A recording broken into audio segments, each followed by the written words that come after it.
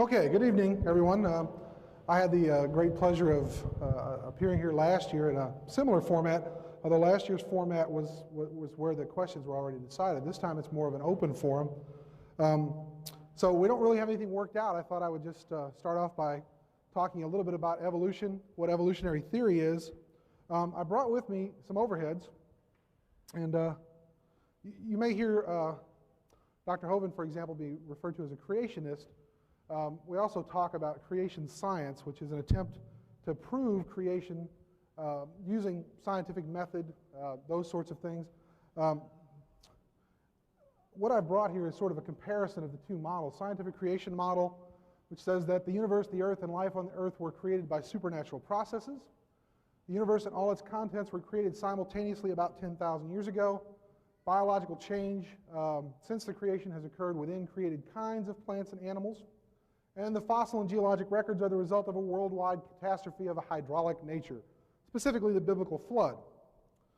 The evolution model, on the other hand, states that the universe, the earth, and life on the earth evolved by testable, natural processes. See if I can get that centered. Number two, the universe and all its contents evolved over time. The universe is about 15 billion years old, the earth 4.5 billion, and life on earth about 4 billion. Changes occurred within species, and new species evolve from existing species. And number four, the fossil and geological records are the evidence for billions of years of systematic change. Well, let's talk about evolution. And let me see, it's kind of hard for me to see, it's dark here, but how many of you really know what evolution means? The definition of evolution. If you're absolutely positive, you know what it means. Let me give you my definition of evolution, and one which a lot of biologists, anthropologists, chemists, physicists, all sorts of people of a scientific nature, how they use the term. But I'll just give you my definition. This is the definition I give my students in class when we sit down. Evolution is specifically a change in the gene pool in a population over time. It's that simple. It's a genetic change over time. Now, let me ask you a question. How many of you in this room tonight are exact carbon copies of your parents? Anyone? Raise your hand if you're an exact carbon copy of your parents. Do you know why not? It's because from one generation to the next, and if I use this room as our population, a population is a group of organisms. Okay? If I use this audience as our population, we could perform a little test for evolution. And we could see whether or not the genes, right, your genetic makeup, what makes you you, are the same from one generation to the next. And if they're not, according to my definition of evolution, a change in gene frequencies in a population over time, that is from one generation to the next, if the genes have changed from one generation to the next, my definition of evolution is correct. If you're not a carbon copy of your parents, that means you have different genes. In fact, everybody in this audience is a combination of the genes of their parents. Right? Your mothers and fathers got together and bore a child, either male or female, and that child has half of the genes from his or her mother and half of the genes from his or her father. It's that simple. We're combinations of our parents. Siblings work out the same way, with the exception of identical twins. Even siblings aren't exact copies of each other. You know, brothers and sisters don't turn out to be exactly the same. Well, we talk about this in terms of microevolution.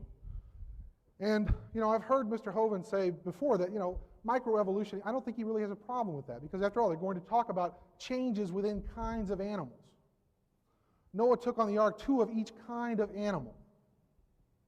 2 dog kind, 2 cat kind, 2 ungulate kind, you know, those sorts of creatures.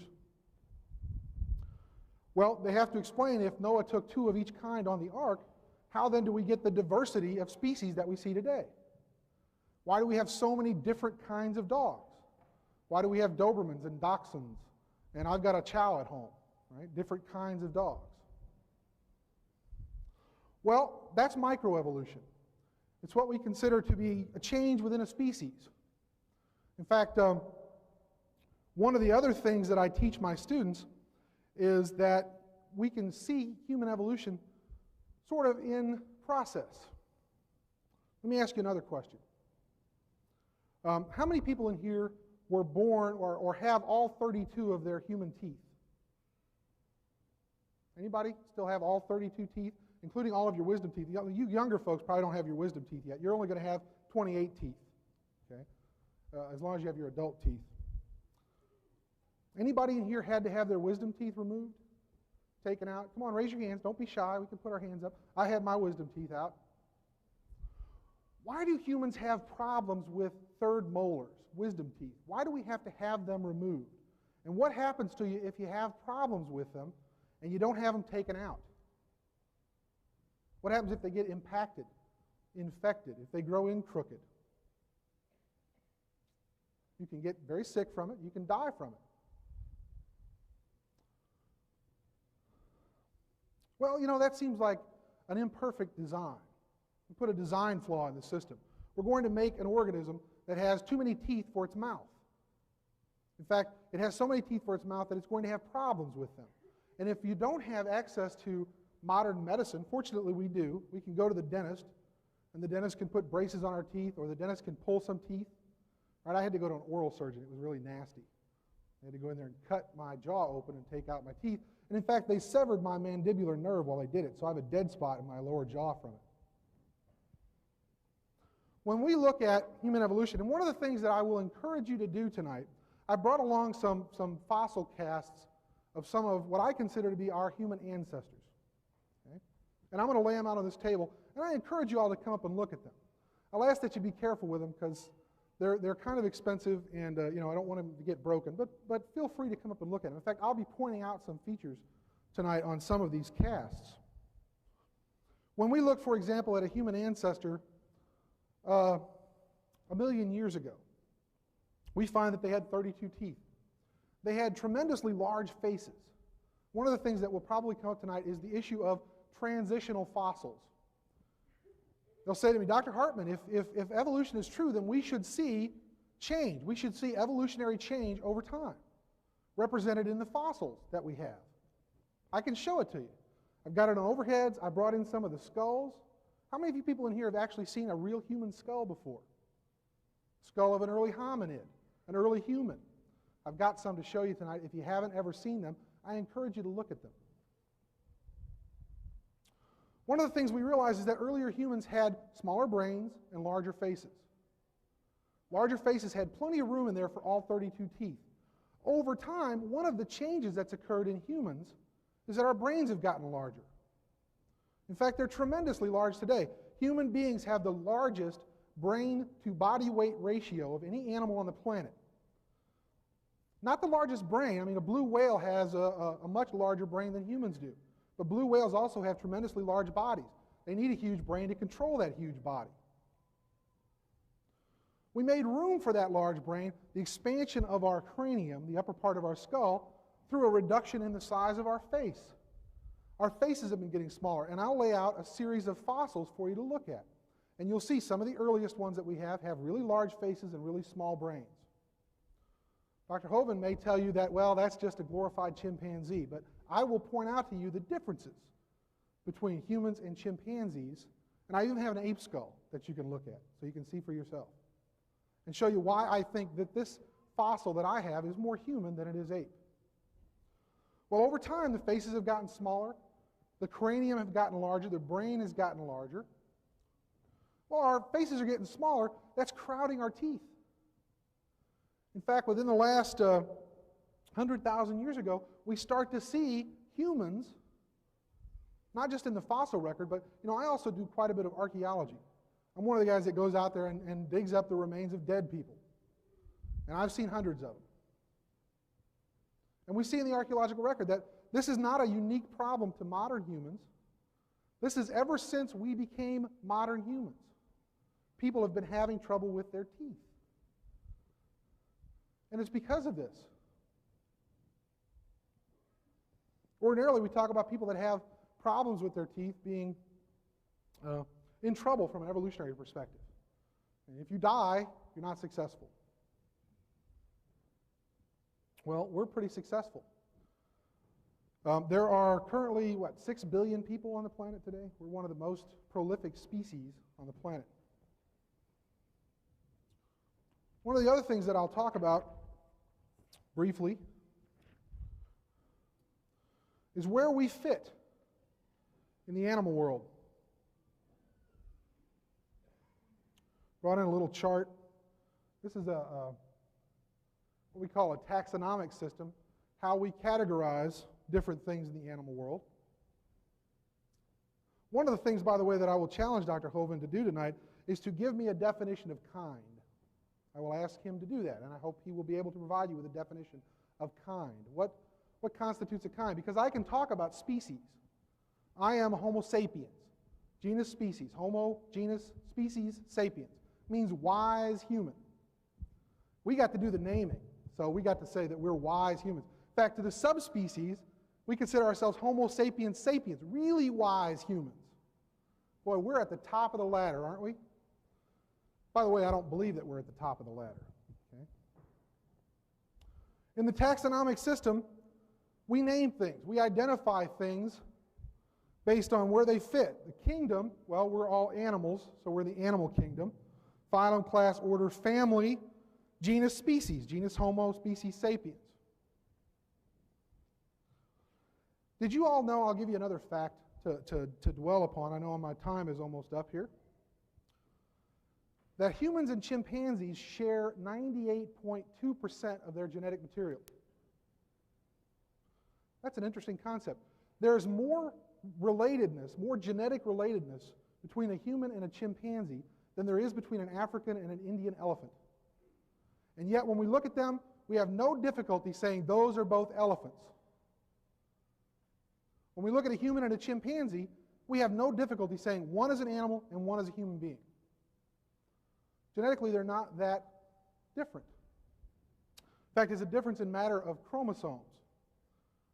And let me tell you right now, chimpanzees have an extra set of chromosomes. So don't let anybody tell you that complexity is dependent on how many chromosomes you have. Because dogs and plants, some plants have hundreds of chromosomes. That doesn't make them more complex than human beings, just makes them different. Won't get into a lot of other similarities. We don't have a whole lot of time to dwell on that.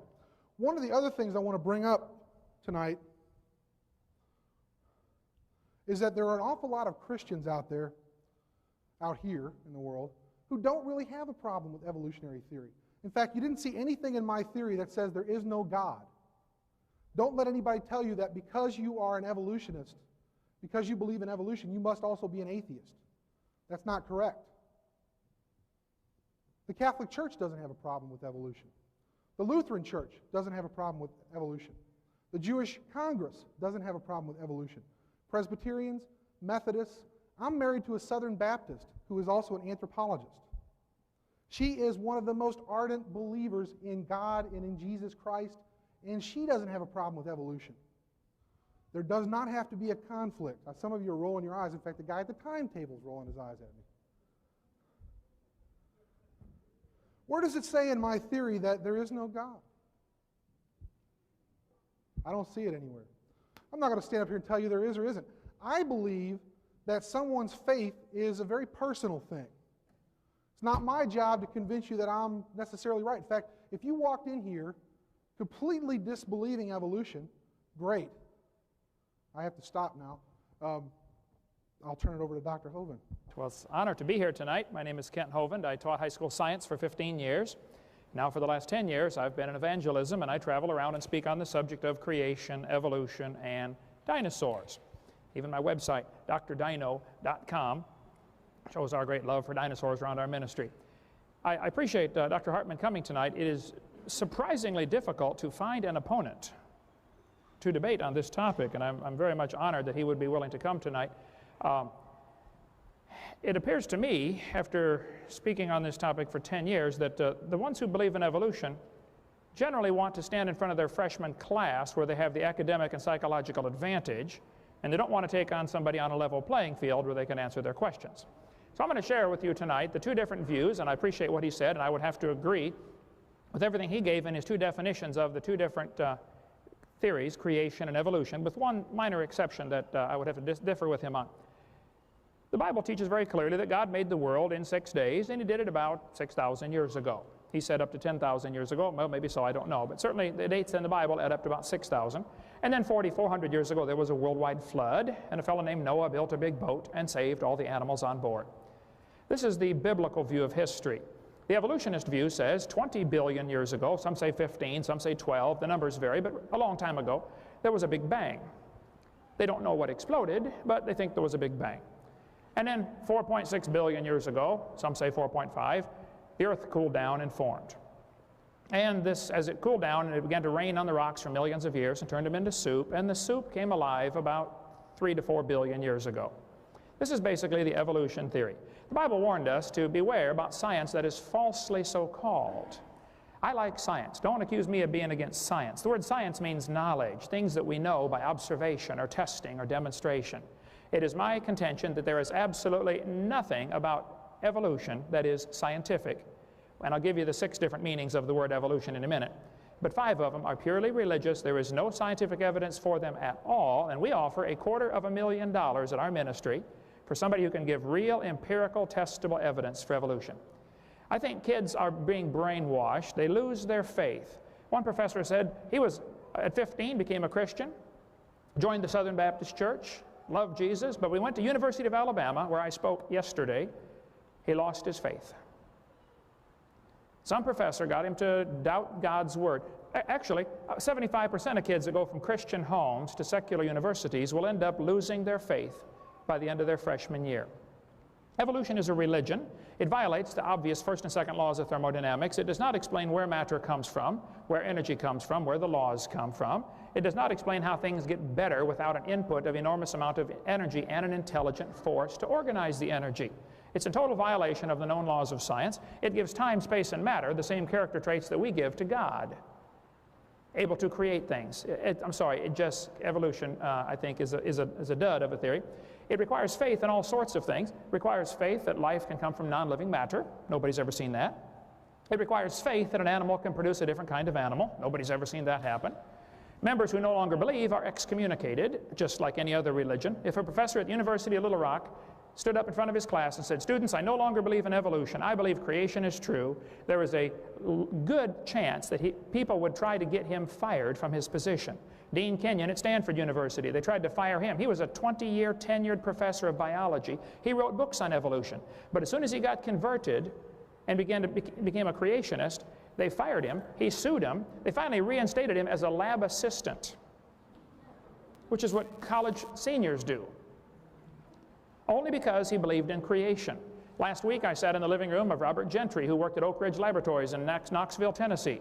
He wrote major articles for magazines like Science and Nature, published all sorts of articles in major science magazines until they discovered he was a creationist, and his funding was shut off at the spigot instantly. Call him up, Robert Gentry. He's got a website, halos.com, H-A-L-O-S, and he'll be glad to talk to you about it. There are case after case where people are excommunicated because they no longer hold the faith of evolution. It is a religion. Only members in good standing are considered worthy of judgment. So if you don't believe in evolution, therefore you can't be a scientist, therefore all scientists believe in evolution.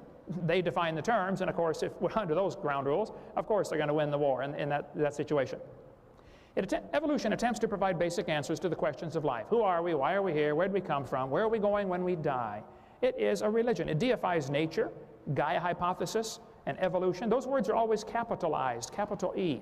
It's a religion. Majority opinion is somehow considered proof that it happened. I hear this all the time when I do debates. It's like, well, everybody believes in evolution. Oh, well, first place, not everybody believes it. Second place, even if everybody did, that's not proof that it happened. And these professors, I appreciate Dr. Hartman coming tonight, but I'll tell you, the vast majority, you told me you asked quite a few to come tonight and they wouldn't do it. We probably get 1,000 to 1 refuse to debate, as opposed to the few that will come debate, and I certainly appreciate the opportunity tonight. Darwin, when he was 22 years old, graduated from Bible college to be a preacher. He set sail on board the Beagle in 1831. As he sailed around, he came to the Galapagos Islands, and he noticed there were 14 different varieties of finches based upon their beak shape. Charlie concluded that probably all the finches had a common ancestor. I bet you're right, Charlie. It was a bird. And then he concluded that this probably proves the birds and the bananas are related. Charlie said in his book on page 170, "It is a truly wonderful fact that all plants and all animals throughout all time and space should be related to each other." Would I be quoting this correctly to say that he is claiming that the birds and the bananas are related? I don't want to put any words into his mouth, but that is what he's saying, isn't it? Everything is related. See, what Charlie observed is called microevolution. And the whole argument here tonight is going to be over the definition of this word evolution. The kids, I think, are being deceived by the slippery definition of that word. Microevolution says dogs produce a variety of dogs. Roses produce a variety of roses. Folks, that's a fact. It happens. The Bible said it would happen. 10 times in the first chapter, God said the plants and animals will bring forth after their kind. And I think because of the Genesis definition here, if it's able to reproduce, it's the same kind. You asked for a definition of kind? I gave you one. I think if it's able to reproduce, a dog and a wolf are capable of reproducing. They're the same kind of animal. Now, they're classified as different species, but they are the same kind of animal. This word evolution has lots of different meanings. There's cosmic evolution. That's the Big Bang. Some people say, that's not what's in the books. Oh, I taught science 15 years. Trust me, it's in there, folks. The textbook says 18 to 20 billion years ago, there was a Big Bang. This is a vital part of their theory to explain where matter comes from. And then you'd have to have chemical evolution. If the Big Bang produced hydrogen and helium, how do we get the other 90 elements? We see carbon decay, potassium decays to argon, uranium decays to lead. All the evidence we see is for things decaying without an enormous amount of input of energy. In stars, under intense pressure and heat, maybe higher elements can be created for a few moments. But where did the energy come from? There'd have to be a long period of chemical evolution. Then you'd have to have stellar and planetary evolution. The stars would have to evolve. Nobody's ever seen one star form. We've seen lots of them blow up, but nobody's ever seen one form. So the evidence is against this stage of evolution. Then we'd have organic evolution. That's the origin of life. Nobody's ever seen non-living material come alive. This is not part of science. It's part of what they believe in. It's a religious worldview. Textbooks teach 4.6 billion years ago the earth cooled down. Millions of years of rains created great oceans. This is what the books say. I'm not making this up. I collect the books. I have hundreds of them. Millions of years of rains created great oceans. This one says, swirling in the waters of the oceans is a bubbling broth of complex chemicals. Progress from a complex chemical soup to a living organism is very slow. Well, I guess it is. Totally stopped. Doesn't happen at all. That's how slow it is. This one says the first self-replicating systems must have emerged in this organic soup. This is a college textbook. So basically, the evolutionists believe that the humans, the birds, the crocodiles all had a common ancestor. Now, they're welcome to believe that. Honestly, I don't care what they believe. But I'm sick and tired of them using my tax dollars to spread this kind of propaganda in our school system when it's not science.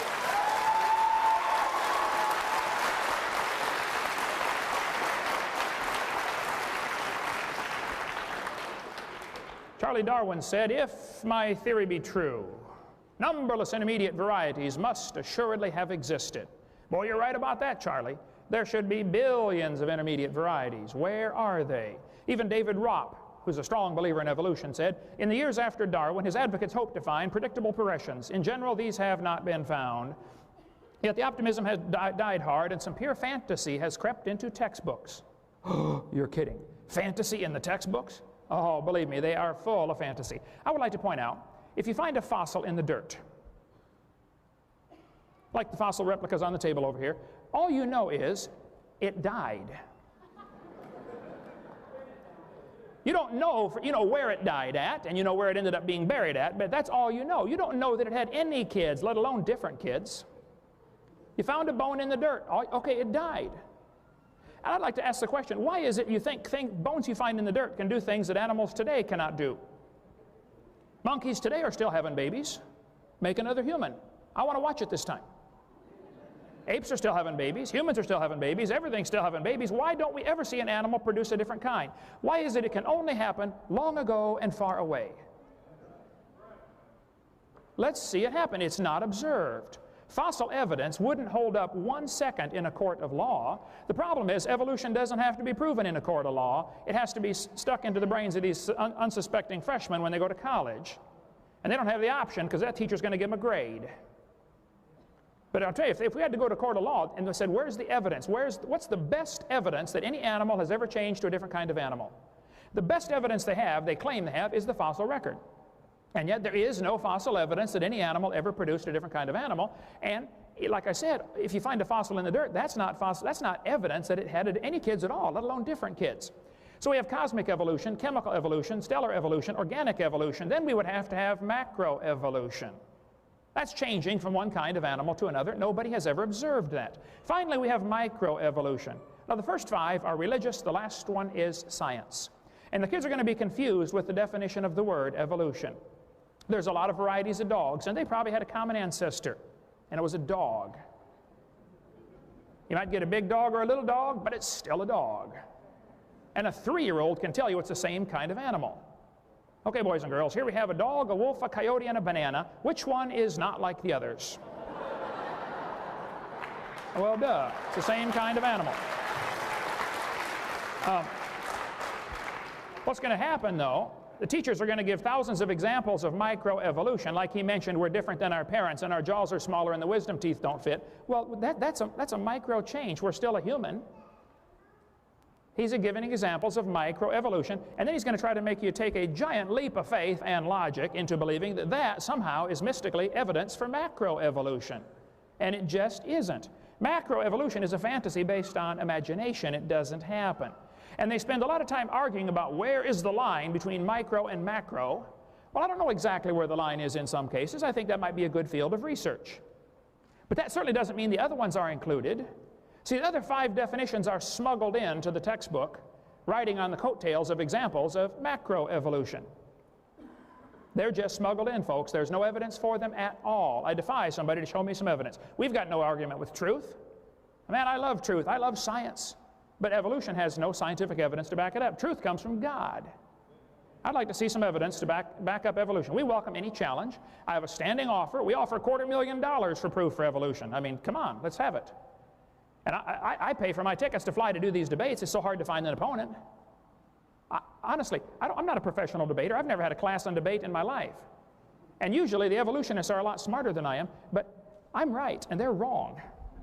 It's very easy to win a debate like that. We only object to lies being included in with the textbooks. If there's some real evidence for evolution, I would like to see it. There is none. In advertising, it's called bait and switch. It happened tonight already. Dr. Hartman gave his definition of evolution. Look at this textbook. Evolution is change over time. Is that really what they mean? In other words, there is no doubt living things have changed over time. Well, I agree with that definition. This textbook says evolution can be defined as a change in species over time. Okay, if that's really what you mean, I agree. Evolution happened. But that is not really what they mean. They suck the kids into believing in evolution with this one definition, change over time, which everybody's going to agree with. You're different than your parents, aren't you? Of course you are. And then as the kids get indoctrinated, they slip in the other cosmic evolution, Big Bang, organic evolution. And they're told, if you don't believe in all this other 5, then you don't understand science. Well, I resent that. I was in a debate in El Paso, Texas a few weeks ago, and the professor basically said over and over throughout the debate, well, you know, the average person just doesn't understand the complexities of this topic. I said, folks, what he's trying to say is he's smart and you are dumb. That's what he's very much trying to, not to avoid saying, but that's what he means. There is no evidence. See, variations happen, but they have limits. I agree variations happen. You might get a big pig or a little pig, but you're still going to get a pig, and there's a limit. You're never going to get one as big as Texas. There's a limit. Roaches become resistant to pesticides, but they'll never become resistant to a sledgehammer. There's a limit. And it's still a roach, by the way. They don't produce any new kind of plant or animal. Variations happen. Christians and creationists have no argument with that, but they have limits. Big dogs and little dogs are still a dog, and nothing new is added to the gene pool. Thank you.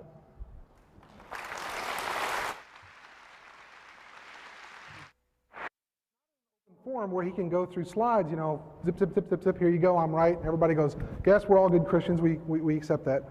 I would ask him to accept one of those debates where he can put his thoughts in words, where everybody can see them, give his evidence, put it up there, let people scrutinize it, give people a chance to respond to it in writing, give people time to think about it. That's what I would like to see. I came here tonight not because I think you all are dumb.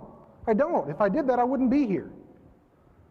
I don't think my students are dumb. I'm not trying to indoctrinate my freshman class. It may surprise a lot of you to know that, you know, I carry one of these around with me a lot. Bible. I tell my students to read the Bible, especially if you're going to go talk about evolution and you're going to talk about creationism. You need to know what's in here, folks. The same way I would tell you that if you read nothing but the Bible, you're being misled too. You need to read what's in the science textbooks, not just listen to what one man comes here and tells you. Read what it says in the science books. One thing I will take issue with, when you put up a quote from somebody and you see those little dots in them like you saw in the Darwin quote, there's something missing there. That means you're paraphrasing. You're quoting something, but you're only quoting the parts of something you want somebody to see, and you're leaving out the parts that you don't think somebody should see. That's a little misleading. If you're going to put a quote up by somebody, if you're going to quote somebody, quote the whole thing. Read the whole thing. I understand time constraints, but I'm not up here quoting anybody. I'm not up here telling you what somebody else says. I'm up here telling you what I have to say. Okay? Let's see, what else? I wrote quite a few notes.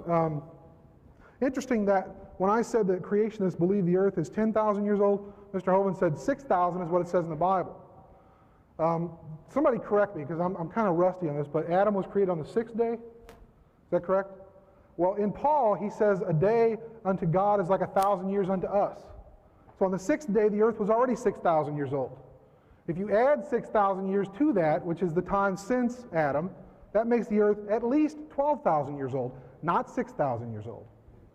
Yeah, I know, I'm nitpicking, I'm splitting hairs, but if you're going to stand up there and tell somebody the earth is 6,000 years old and here's my evidence, and it's scientific evidence, or whatever kind of evidence you're going to provide, I have to be able to go and refute it. That's what science is all about. If I put up something here that you don't agree with, feel free to go after it, attack it viciously. Evolution is not a religion, it's a theory. It's no worse than the theory of gravity. I've got a set of keys here. Anybody want to take a $250,000 bet that if I let go of these keys, they will not hit the floor? Put your faith in the theory of gravity. Well, not faith, but trust in the theory of gravity. Einstein was right about it. Lots of other scientists have been right about it. If you reject evolutionary theory, you're not just rejecting what he would consider somebody's religion. You have to throw out geology, physics, chemistry, archaeology, anthropology, biology, all of those ologies, all of the sciences, all of the things, by the way, we benefit from. Modern medicine is based on biology. It's based on evolutionary theory. Our ability to treat viruses is based on our ability to cope with their evolution. One of the reasons why the HIV virus is so difficult to treat is because it mutates so rapidly. It changes.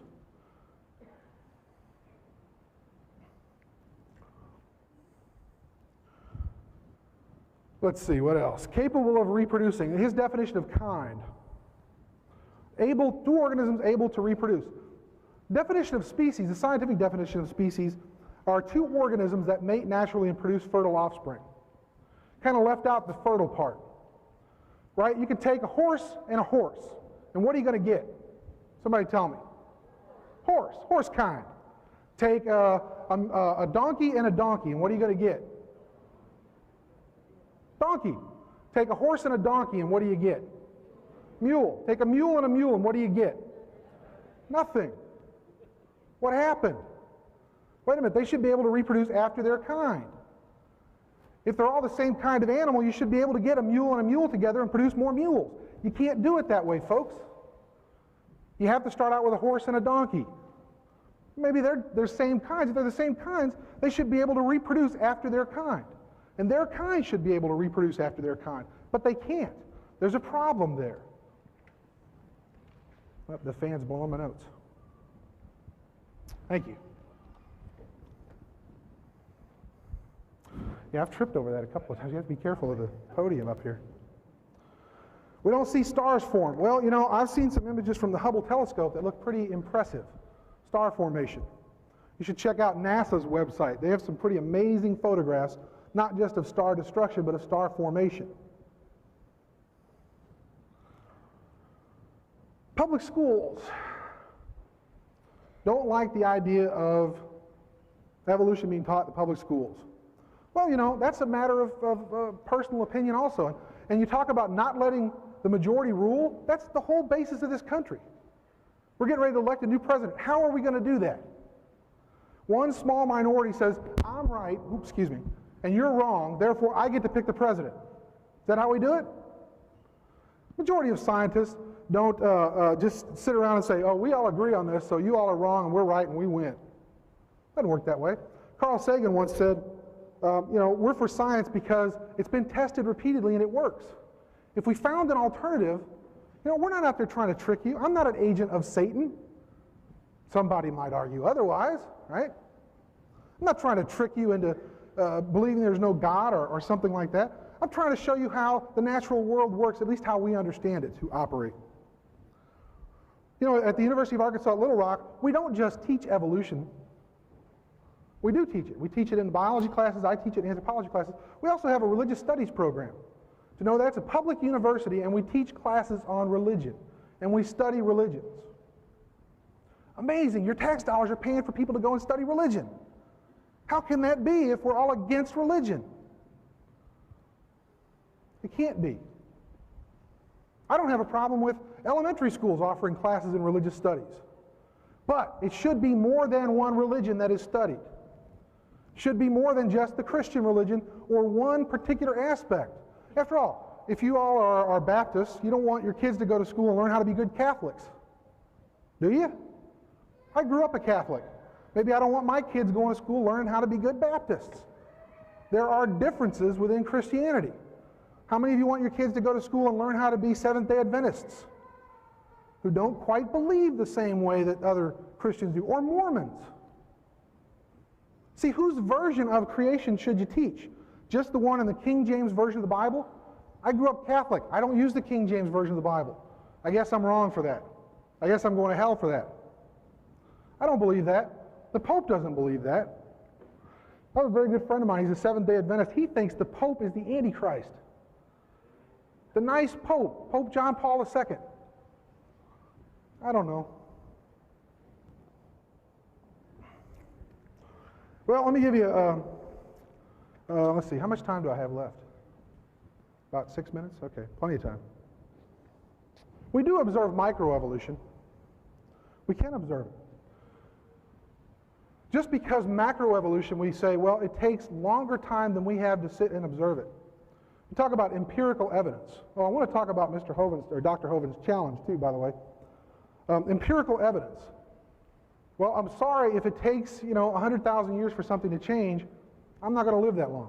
In fact, unfortunately, we haven't been writing about things that long in order for us to actually have these kinds of observations. Give us 100,000 years. Come back then and check in, and I'm sure we'll have some good evidence for you.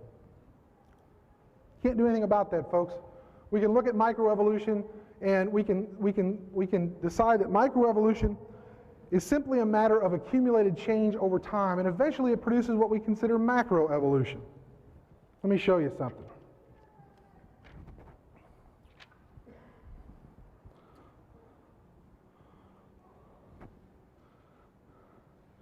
How do you suppose it got to be, if horses and donkeys are the same kind of animal, that something got screwed up with their genes so that they can no longer produce after their own kind?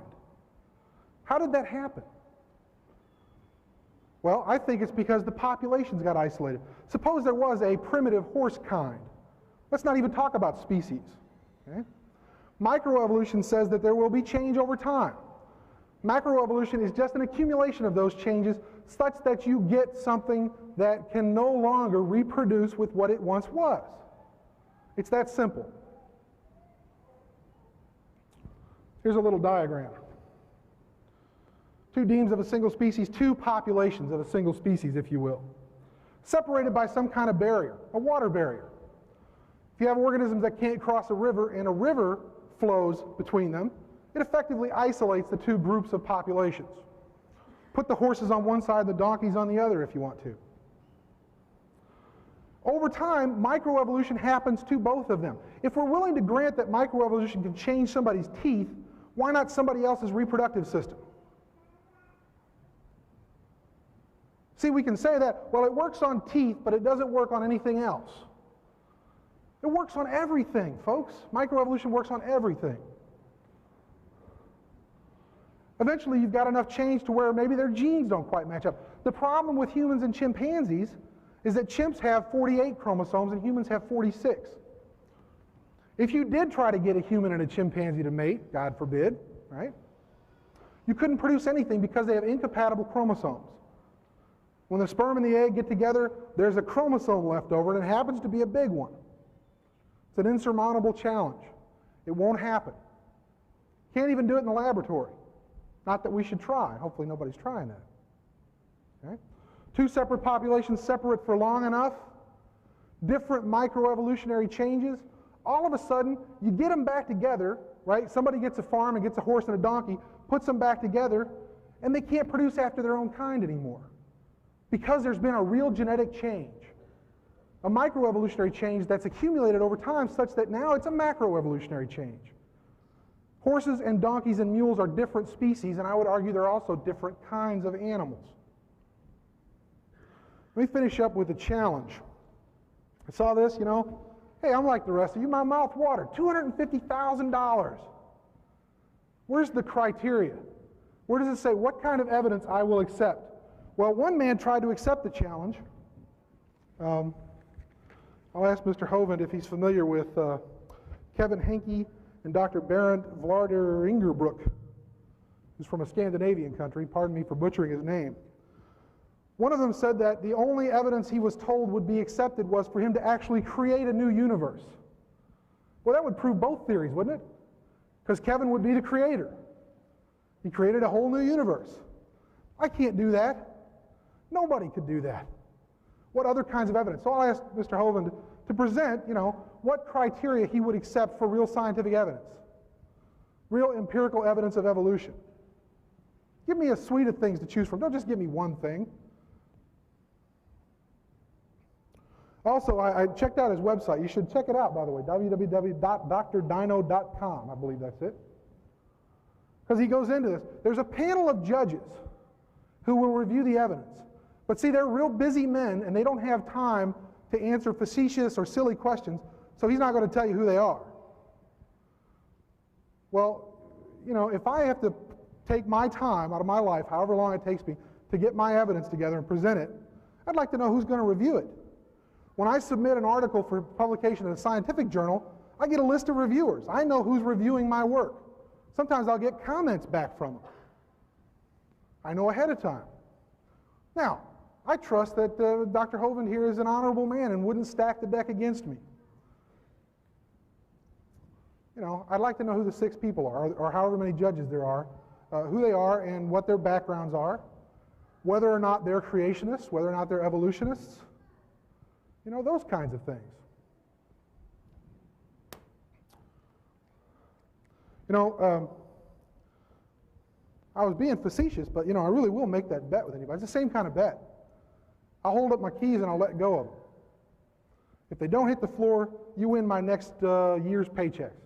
Not quite $250,000, unfortunately, but, you know, not an insignificant amount of money. If you're going to reject the theory of evolution, why not reject all scientific theories? They all must just be based on religion. After all, we can't see gravity, can we? It's about time for me to stop, so I'll go ahead and stop there. Thank you. All right, this will be the rebuttal session, and then we'll go into the question-answer session, so it ought to be exciting. He mentioned that my quotes have the ... in there. That is very common. I mean, if you quoted the entire quote, it'd be horrendously long, and I challenge you to show me where any of my quotes in my seminar, and I use thousands of them, show me where they're not giving the true meaning of what the author said. You leave out extraneous words. That's common practice in anybody who's quoting from that would be ridiculous to say this is evidence. It seemed to be implying that I'm trying to misquote them, and evolutionists often accuse creationists of misquoting. Everything's documented right on the bottom of the screen. Look it up. Show me where I'm wrong, where I'm not giving the true meaning. You mentioned about email debate, people wanting to debate me on email. I type about 12 words a minute with 18 mistakes. I get over 400 emails a day. I don't have time to get involved in a long email debate. I was home for 12 hours this week. I got in at 3 last night. I speak 700 times a year. I tell all the evolution, what they want to do is they want to eat up all of my time so I can't get out and speak to folks that really want to hear. They don't want to hear anyway. As far as not giving out the names of the judges, some anonymous coward named Boudica emailed me, and I said I shouldn't have answered him the first time because I always ignore anonymous mail. But this was anonymous, and I emailed back and said, if you'll tell me your name, I'll be glad to answer all of your questions. He had 300 questions. He said, no, I refuse to give you my name. I said, well, then I'm sorry, I won't answer your questions. I've got nothing to hide. You've got my name, address, and phone number, and I'll give you a map to my house if you want. I have nothing to hide. See, men love darkness rather than light because their deeds are evil. Well, Boudica sent in what he said was evidence for evolution. It was ridiculous, but I sent it to the judges. I told him I'm going to send it to these guys. Boudica right away wrote nasty, vile, filthy letters full of profanity to these judges. And I said, fellas, hey, I'm sorry, I won't let this happen again. If somebody sends in some real evidence, well, here's what happens. I get probably 5 or 6 emails a week from someone saying what Dr. Hartman said a few minutes ago. Well, if I knew who the judges were, what they're trying to say is, I don't really want to give you my evidence because I don't have any, but boy, I'm going to pick on you for your offer. They strain at gnats in the offer of $250,000 rather than just send the evidence. I would like you tonight, Dr. Hartman, to give the audience here the best evidence you have for evolution, for macroevolution, the best evidence you've got. Let's not waste time with all the little stuff. Please give us the best. I have over 500,000 videos out there in circulation that we've produced, plus who knows how many copies of those that have gone around. My words are easy to examine. I don't have time to type everything out, though we are putting, as of today or tomorrow, my entire seminar will be on my website. You can click a button and watch the videos and listen to the audio, free of charge, and then you can challenge anything I'm saying, and if you think I'm misquoting somebody, please let me know. I'm certainly not perfect, and I've made lots of changes through the years. He mentioned evolution as a theory like gravity. Now, that is absolutely ridiculous comparison. Gravity has evidence. We can observe it happening. We don't observe anything about what he said about evolution. To compare evolution with gravity is silly. Sure, we can watch things happen. We can watch gravity. There's testable evidence. Where is the testable evidence for macroevolution? Where is the testable evidence for cosmic evolution? Where is the testable evidence for organic evolution? There is none, and that's what my offer is all about. So don't compare evolution to gravity. And then he said, if we reject evolution, we have to reject science. Well, that's a ridiculous comparison. I don't reject science. I defy you to show me one beneficial thing we have in the world today because of the evolution theory. What good has it done? Is that why we have electricity? Is that why we have computers or video projectors? Is that why we have... Can you name anything we have in the advancement of science because of the evolution theory? When you have your time in just a minute. As far as mutations of viruses, modern medicine, all of the branches of modern science were started by creationists.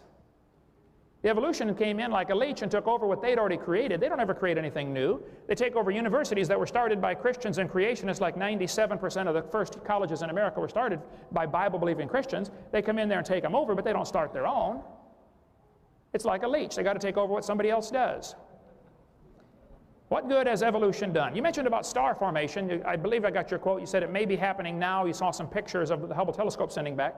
This is typical. They say, well, evolution, we have evidence coming in right now, or they're studying this in the laboratory. We've been studying for 120 years.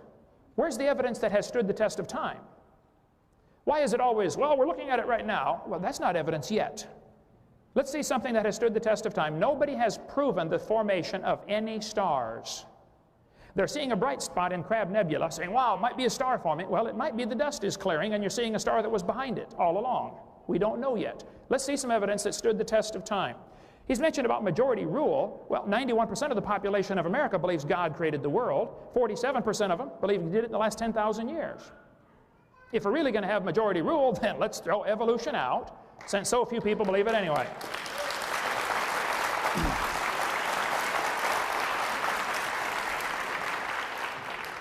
He mentioned about 98% DNA similarity. Now this is interesting, since only 1% of the DNA has even been studied and analyzed and decoded. It's a little premature to say it's 98% similar. If it is 98% similar, 98.2 I believe you said, to humans and chimpanzee DNA, that would prove we have a common designer. Doesn't prove we have a common ancestor. The same God designed the animals. That's what it proves. I think it was pretty smart for God to make all of the plants and animals from the same basic amino acids, so that a brown cow can eat the green grass and digest it and turn it into white milk, which turn it into yellow butter, and I eat it and get blonde hair, all made from the same amino acids. That's not proof that we came from a common ancestor. It's proof the designer was thinking. See, if we didn't all have the same similarities, we could only eat each other. We wouldn't be able to digest anything else. So it was smart for God to make things from the same building block. The argument that similar DNA proves a common ancestor is like saying, I have two books on the table, and I've analyzed all the words in these two books, and I noticed they have exactly the same 26 letters. They would, wouldn't they? This proves they both evolved from an explosion in a print shop 10 billion years ago. I mean, come on, that's ridiculous, okay? This proves somebody's using the same 26 letters with intelligent design behind it to create words and paragraphs and sentences. An intelligent designer took the 20 amino acids and put them in to make protein strands, which makes the cells, which makes our complex bodies, that were all come from the same designer.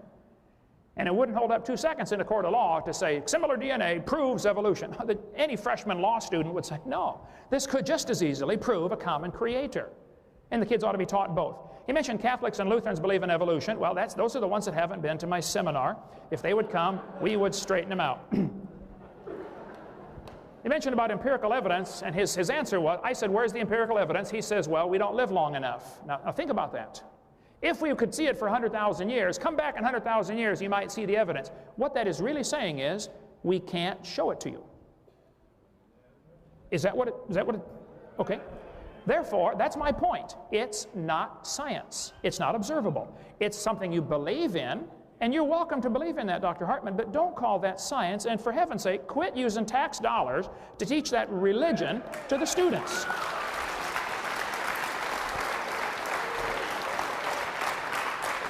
I'll tell you what. If we come back in 100,000 years and see that things really have evolved, then we'll start teaching it. Until then, it does not belong in education. What he translated that sentence was, we don't have the evidence. My offer's on my website. As far as creating a new universe, I never said that to those guys from South Africa with the weird names that wrote me the letters. I corresponded with them 6 times. They never would send any evidence. They did the same thing they always do. Well, who's on the panel? You know, where's the bank? What's the account number for the bank and all this stuff? I said, look, my word is good. You send the evidence. They never do send the evidence. All they do, I was in a debate one time in Minnesota, and this lady said, there's lots of evidence for evolution. I said, let's see it. She said, well, there's just lots of it. I said, okay, let's see it. Well, there's just so much. Okay, show me one. Oh, there's just lots of it. Okay, show me one. They never do show you one, folks. All they do is say there's lots of it. And these guys claim that they want to pick on my offer over some little straining at a gnat, and they're swallowing the camel of believing that we all came from a rock over 4.6 billion years. Man, that's ridiculous. My offer is good. My point is, evolution has 6 different meanings. I would like empirical evidence for all 6. There is none. My offer is clearly spelled out on my website, drdino.com. Look it up. He asked, are the judges all creationists? First place, I don't know. Second place, I wonder why that question would even come up. Because does that determine whether a person is qualified to be a scientist or not? In the minds of some, it certainly does. In other words, if you believe in creation, you're not a scientist. This sounds like the Soviet Union 10 years ago. If a teacher stood up in the Soviet Union and said, you know, kids, I don't think communism works. I think capitalism is a better system. What would happen to that teacher? He'd be out shoveling snow in Siberia, right? And then the leaders get up and say, hey, everybody believes in communism. Well, of course they do. Look what happens if you don't. Evolution, the textbooks are full of lies that are shown to the kids to try to get them to believe in evolution. And I resent that. You have varieties of corn, and they probably had a common ancestor, and it was a corn of some kind. And there's all sorts of kinds of corn today, but you still crossbreed them and you still get corn. You never get a hamster or a tomato or a whale to grow on your corn stalk. Nothing changes. There's varieties of dogs, and they probably had a common ancestor. You have big horses and little horses, and they might have had a common ancestor. And as far as the horse and the zebra and the mule not being able to breed, well, what we're seeing is branches on a tree that came from a common root, and now they're so different, they can no longer interbreed. That still doesn't prove they didn't have a common ancestor. Think about the argument. He's saying a horse and a donkey or a mule or jackass or whatever it was he mentioned cannot breed and produce fertile offspring, and therefore they're different species. Well, maybe so, if it depends on your definition of species. Who gets to decide what the definition of species is, for one thing? But get a horse and a zebra and put a 5-year-old next to him and say, are these the same kind of animal? Oh, yeah. Anybody could tell you they're the same kind of animal.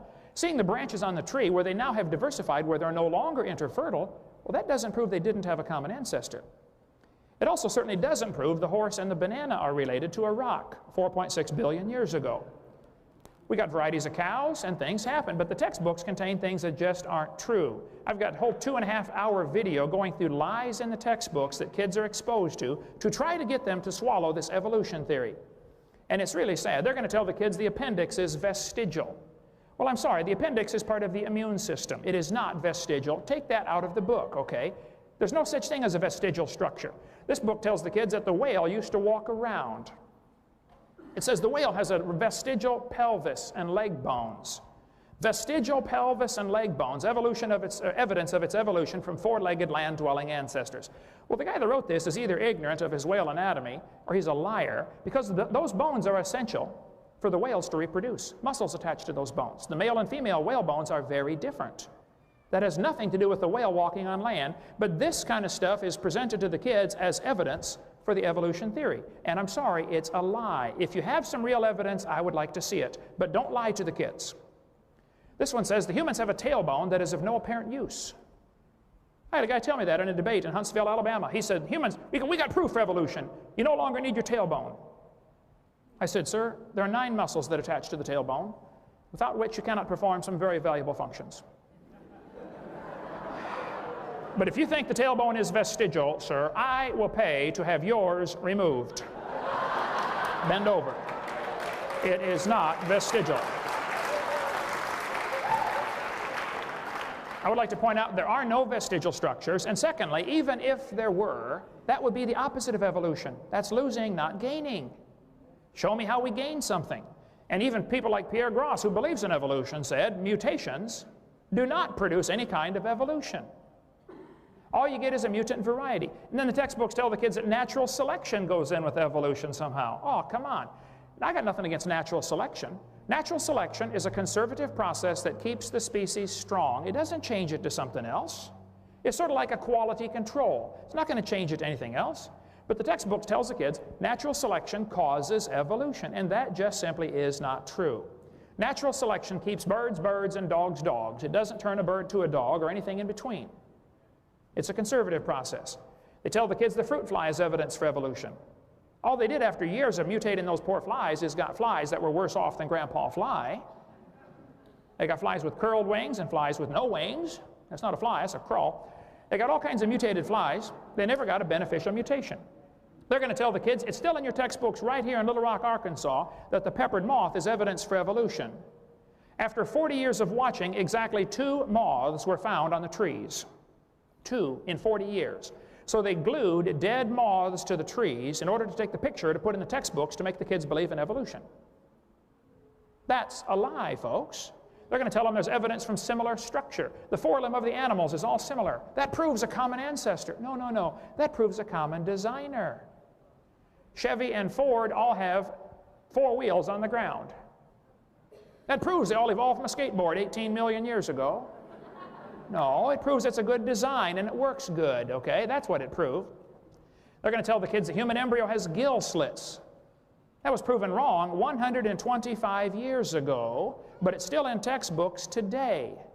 Ernst Haeckel made up this whole thing in 1869. His charts are used right now, today, at the University of West Florida. And I guarantee that same concept is being taught right now in Little Rock, Arkansas, and it was proven wrong in 1874. If you have some evidence for evolution, I want to see it, but don't lie to the kids. Should we teach that the earth is flat in geography class, since the Bible describes it as such in many passages? See Revelation 7:1, Psalm 24:2, 104:5, Isaiah 24:18, Matthew 4:8, 1 Peter 1:20, others. Obviously, I don't think we should. If it says the earth is flat in the Bible, the earth is obviously not flat. That's been proven. We can't teach that in geography class. I don't need 3 minutes to answer that question.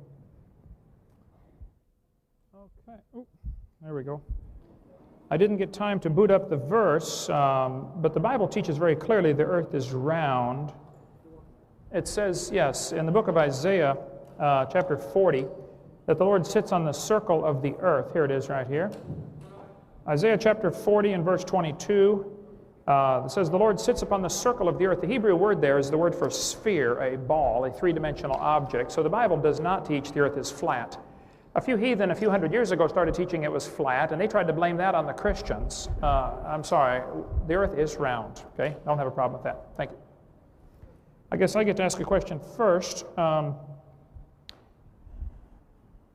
Please state the second law of thermodynamics. And within a closed system, entropy will increase. This second law of thermodynamics is interesting. The second law is stated many different ways, okay? And no matter how you state it, somebody else is going to find a different definition someplace else. So basically, it boils down to the idea that everything tends toward disorder. The evolutionist somehow has got it into his mind that if you add energy, you can overcome the second law of thermodynamics. Now, this is certainly not true. Adding energy does not help anything. You have to have something to utilize that energy. The sun adds lots of energy to the earth every day. All of it is destructive, unless there's a system to utilize that energy called chlorophyll, which is a very complex molecule. If it weren't for chlorophyll, the sunlight is eventually going to peel the paint off your car and destroy the roof of your house, and when it's done, it's going to destroy the rest of the house. Adding energy doesn't help. Filling your front seat of your car full of gasoline isn't going to make it run faster. You have to have a complex system to utilize that gasoline called a carburetor and a drivetrain.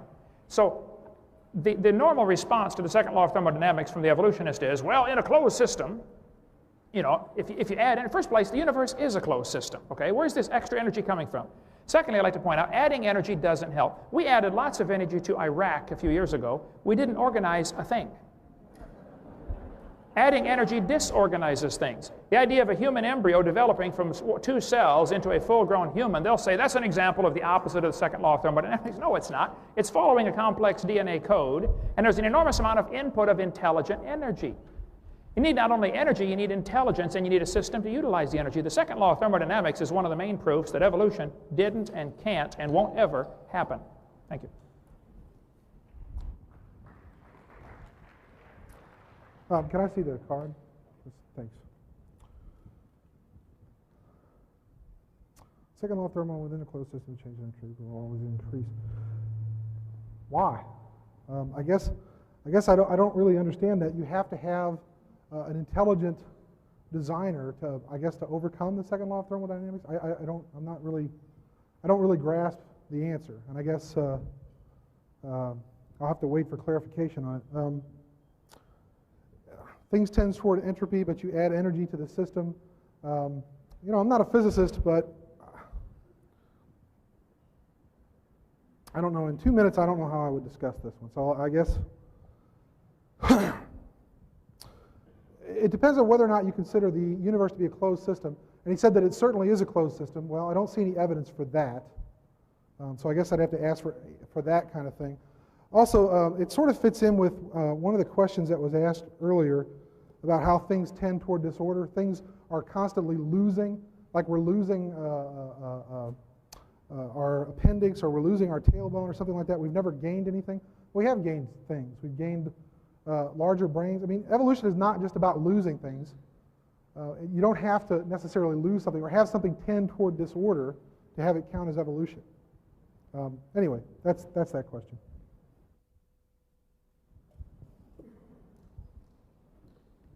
Okay, I was given... Okay. I guess we're switching back and forth. This is kind of a long one, but I'm just taking them. I am a junior at UALR, which is the university I teach at. You said earlier that you were not trying to indoctrinate freshmen. My freshman year at UALR, I studied biology under Dr. Lanza, an evolutionary biologist. Half of the semester was spent studying evolution. On the first test, I answered her questions thoroughly, including quotes from various stories that I had read, but she gave me an F. The only way I was able to pass was by quoting her on the textbook.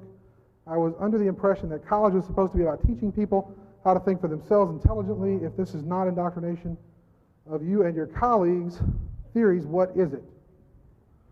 Well, I can't speak for Dr. Lanza. I guess the way this usually works in university is if you're asked a question and you have to provide, you know, the answer. And if you don't agree with the answer, you know, I'll tell you a story I had in graduate school one time. A professor asked me to talk about Neanderthal evolution. And I went up to her and I said, I don't like the way the question is worded. And she said, well, I'll tell you what. You answer the question the way you want to, but if you can provide me with evidence to back it up, I'll accept your answer. So I did. I changed the question slightly. I answered it. I provided her with evidence to back up what I had to say. She gave me an A on it. I think it depends on the professor. I can't speak for Dr. Lanza. I certainly don't think that I'm indoctrinating my students and telling them that if you don't believe the way I believe, you're going to get an F. And I don't think that's what Dr. Lanza says either. I know her. I don't know her very well. She may even be here tonight. I mean, the flyers were circulated in the biology department, certainly. So, I mean, I don't know how this really relates to me, per se. I don't do that sort of thing. Certainly, I've flunked students before. Usually the ones that don't come to class or that don't do the assignments, don't turn them in on time. I tell my students all the time, if you want to get an A in college, show up for class, do all your assignments on time. You don't have to agree with what I have to say. In fact, when I talk about evolution in my introductory physical anthropology classes, I say, look, you don't have to agree with what I'm saying. You have to learn it. I ask that you understand it. And that, I think, is the key to this whole question. If she is basically saying that, I don't want to learn this stuff. In fact, I'm not going to answer what she wants me to answer. It doesn't have anything to do with Dr. Lanza demanding that she agree with her. This has to do with Dr. Lanza asking that she understand it and be able to tell me that you understand it. And that's the whole nature of the testing system. I don't care if you believe it or not, as long as you're able to tell me what it's all about. That's kind of what we're doing here tonight. You may or may not go out of here believing it, but you're going to know something about it. And if you didn't know something about it before, you do now. And I tell my students the same thing about creationism. If you didn't know a lot about it before tonight, you're going to know something about it when you leave here. Here's the question. Yes, sir. I would say that's an excellent answer, and I wish all teachers did what you do. Believe me, there are some teachers in the universities that will fail a student if they don't believe what they want them to believe. It's not just understanding it, and I appreciate Dr. Hartman's answer. I would agree with him. There are some, though, that don't fall into that category. I encourage students, if you're going to go to a secular university and the teacher asks a question like, how old is the earth? And you know the answer they want because you read your book and you did your homework, but you don't believe it. All you need to do is write on the test, the textbook says, blah, blah, blah, blah, blah. However, this is not correct. That's all you need to do.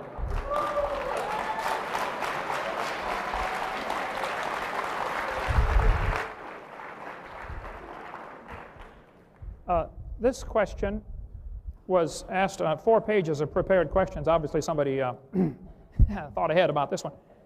Are there contradictions, or why are there 3 creation myths in the Old Testament? Just the phrasing of the question, why are there 3 creation myths, shows a little prejudice to begin with, I would say. I would say there are not 3 creation myths. There is 1 creation story of how it actually happened. Basically, what they're usually referring to when they say this is the Genesis chapter 1 account, and I'll show you. I covered this very thoroughly on my videotape number 7. Let me get the mouse working here.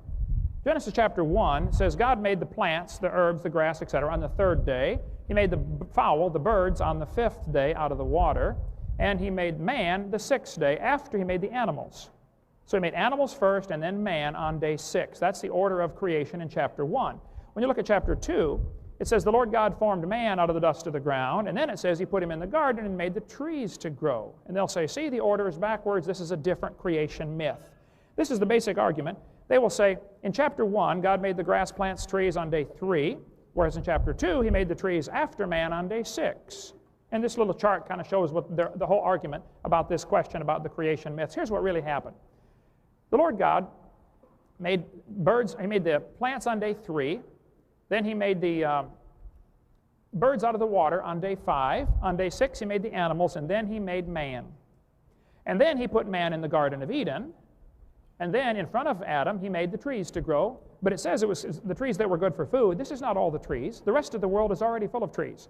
He only made the trees in the garden, and he made 1 more of each of the animals so that Adam could name them and select a wife. If Adam had not seen God create something, Satan could come along and say, I did all this, and Adam would not know. The only person that did not see anything get created was Eve, and that's the one Satan went to trick. There's not a contradiction between chapter 1 and chapter 2. Chapter 2 is a continuation of the story, filling in the details of what happened on day 6. And it's not a creation myth. That's the way it really happened. Thank you.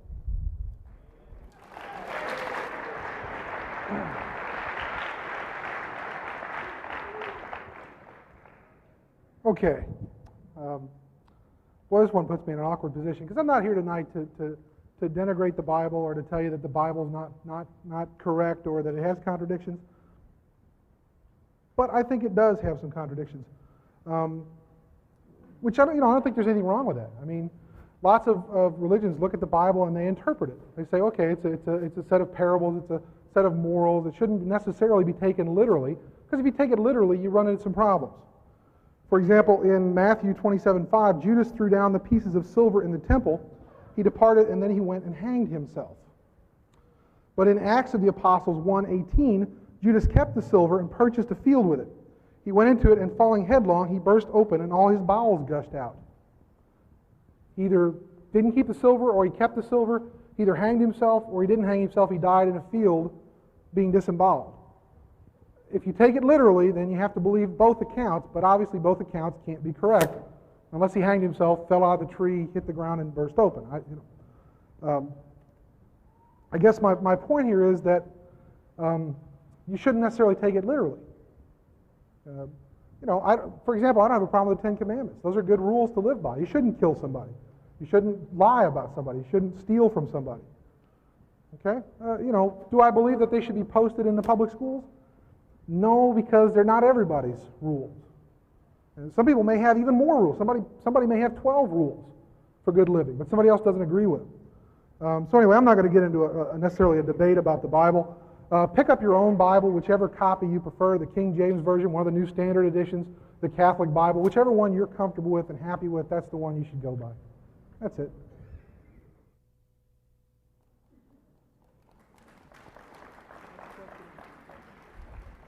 Is my microphone? There it goes. Ooh, whoa. Technology is our friend. If evolution is true, why don't we have apes instead of babies? We do. Human beings. This gets to the question of whether or not humans are animals. Some creationists will tell you that we're not animals. We are animals. We eat, we sleep, we reproduce, we defecate, we do all those nasty things we don't like to talk about in public, but by golly, every one of us does them. If that doesn't make us animals, what does? Do we have dominion over the animals? Of course we do. We've got all the power. Give birth to an ape? Well, we can't do that. I've already talked about, chimpanzees are the closest to us genetically, but there's a little problem with the chromosomes. I personally believe that we shared a common ancestor 5 million years ago with chimpanzees. Not that we evolved from chimpanzees, but that we had a common ancestor. The common ancestor probably had 48 chromosomes. And by the way, I'll point out something that Mr. Hovind said earlier about, let me see if I get this. Well, no, I think I'll save that for my closing remarks. Chimpanzees have one extra set of chromosomes. We can't physically reproduce with chimpanzees. One thing I will point out is if we're talking about kinds here, and we have to talk about relatedness, chimpanzees, I said, were 98.2% similar to humans, but gorillas are about 94%, and orangutans are about 92%. Now, if they're all ape kind and they all have one common designer, then why aren't they all equally dissimilar? You see what I'm saying? Why aren't gorillas 98.2% genetically the same as we are? Why are they a little bit different? Because we understand that they evolved at a slightly different time period. Gorillas, in fact, emerged a little bit earlier. Chimps and humans split about 5 million years ago. Gorillas split off about 10 million years ago. Orangutans about 17 million years ago. The fossil record, by the way, agrees with that. We find the fossils in the correct stratigraphic profile, and the dates match up. We find the first orangutans emerging about 17 to 20 million years ago. The first gorillas show up about 10 to 15 million years ago. The first chimpanzees show up between about 5 and 8 million years ago. The first humans show up about 5 million years ago. Anytime you get two lines of evidence, it's not like I'm telling you that geology has the answer or genetics has the answer, but they correlate with each other. Genetically, we see that they're about where they should be in terms of how closely related we are. And the same thing we look at in the fossil record in geology, and we can see that matches up fairly closely. Thank you. All right, thank you. My response, if evolution is true, why don't we have apes instead of babies? I would agree there's certainly a genetic difference. I think I would disagree a little when he said, as far as humans or animals, though I've seen some would make me want to believe that. I think it depends on who gets to decide where the classifications are drawn. If you divide them up, for instance, maybe God's classification system is not the same as Carolus Linnaeus's classification system. It could be that God considers whales, since they live in the water, part of the fish family. And we've decided to divide them up based on whether they breathe air above water and have milk glands and have hair, et cetera, et cetera. So it goes back to really who gets to decide what the classification divisions are, and then you can change them wherever you want. I would say plants have a body, animals have a body and a consciousness of life, and man has a body and a consciousness of life and a consciousness of God. There's something very different between man and the animals. None of the animals have culture like music and thoughts and express their words and their emotions in writing and pass down this information generation after generation. So I'd say we're very different than the animals. I would not want to do that. Okay, my question, I don't know if it would matter to you, Dr. Hartman. You may not even want to give a response. You certainly can if you want. The question is, where did you get your degree from, and what is it in? I get asked this question a lot, as if usually it's an indication. When someone starts attacking a man personally, which is often what it leads to, these kind of questions, and I'm not saying it is, but often it is, that's an indication they're losing the debate on common sense, logic, and other things, and so they're starting to look for an ad hominem attack on the individual. This is like the Western Union guy comes with a telegram, and you read the telegram, and you don't like what it says, so you shoot the messenger boy. That's what happened. So the question, do you have a PhD? The dictionary definition of PhD is a doctor of philosophy. I went to a small, non-accredited Christian university in Colorado Springs, Patriot University. I earned a Doctor of Philosophy degree. There's their phone number. Call them up if you don't believe me. They have about 400 students. They have about 25 graduates every year. There were 3 graduating that year with me with a PhD in education. My degree's in education. It's from a non-accredited school. I don't argue credentials with anybody. If you don't like to call me Dr. Hovind, call me Kent or Hey You or whatever I don't care, but deal with the issue, okay? The issue is not whether a person has a degree. I worked very hard for my degree. I don't know if other people work hard for theirs or not. But when a person gets to the point where they're attacking you personally, that's an obvious sign they are losing the debate. So keep that thought in mind. Thank you. Well, let me just remind everybody that I didn't ask this question. So, and I don't participate in the ad hominem, I'm not going to attack Dr. Hovind at all. Where did I get my education and what subject? I have a Bachelor's of Arts degree from the University of Missouri, granted in 1990, in anthropology, and I have a PhD, a Doctor of Philosophy, from Texas A&M University, Giga Maggies, right? From 1996, also in anthropology. My dissertation was in archaeology, and it's available, by the way, if you want to look at it through University of Microfilms. I didn't bring a copy of my diploma, but I have it hanging on my wall if anyone cares to look at it. That's the answer to that question. Oh, my question. Well, I love this question. How, if we evolved from apes, why do we have a consciousness, know what is right and wrong? Some of these are in pencil and they're kind of hard to read. How, if we evolved from apes, why do we have a conscience, know what is right and wrong, and apes do not? I work with apes almost on a daily basis. In fact, I'm on the board of governors for the Little Rock Zoo, and I'm also director of the Primate Enrichment Program. And I didn't know, by the way, I thought this would be a good time to bring this up, that y'all were taking up a collection. We're going to split the money with us. I got a little speaking fee last year when I was here, and I donated the money to the Primate Enrichment Fund at the Little Rock Zoo. So if I get any money tonight, that's where the money's going to go. We use it to buy what we call enrichment items. See, because apes are very similar to humans in terms of their consciousness, in terms of their behavior, in terms of their intelligence.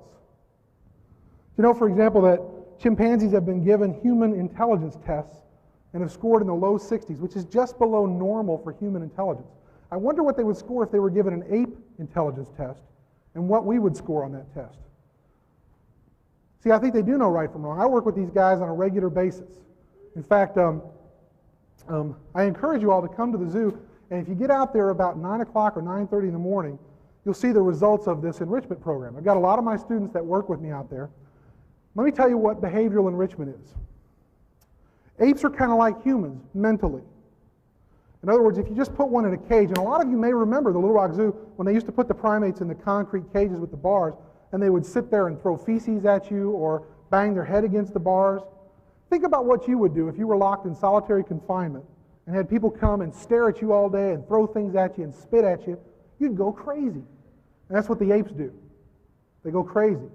One of the ways we try to overcome that is providing what we call behavioral enrichment. We give them things to do to occupy their minds because they have minds that need to be occupied. We give them toys to play with.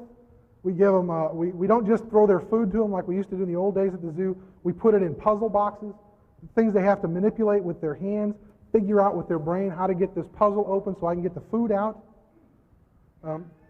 I encourage you all to come to Little Rock Zoo between 9 and 9:30 in the morning, go up to the great ape area, and you'll watch the apes come out and get their enrichment items. You'll see them play with it. They use clothing. They use boxes. You know, they can communicate with us using American Sign Language. I had an interesting debate with a linguistics professor one time who said that apes don't understand language. They do simple mimicry. And I said, well, you know, Washu, the chimpanzee, knows 290 signs in American Sign Language. How many words of chimpanzee do you know?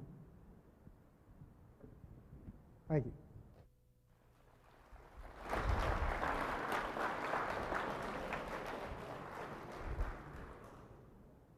All right, let's see. If we evolved from apes, why do we have a conscious, know what is right and wrong, and apes do not? I think it is fascinating to study the apes. The apes are very complex creatures, and I'm thrilled for those who take time to study them and try to protect them and things like that. I'm certainly not in favor of exterminating any species at all. But I think the fact that the ape is such a complex creature and is able to work very well in his environment is proof he was designed by a very intelligent designer. Certainly not proof that we have a common ancestor with them. Again, a freshman law student could take that one apart in a few seconds if it was on trial. But it's not, unfortunately. It needs to be. They keep putting creation on trial. You know, should it be taught in the schools? Well, let's put evolution on trial. Where's the evidence for this theory? Okay, so I have no other response other than I agree they're very complex creatures, but I think it's evidence of design. It's not evidence of a common ancestor.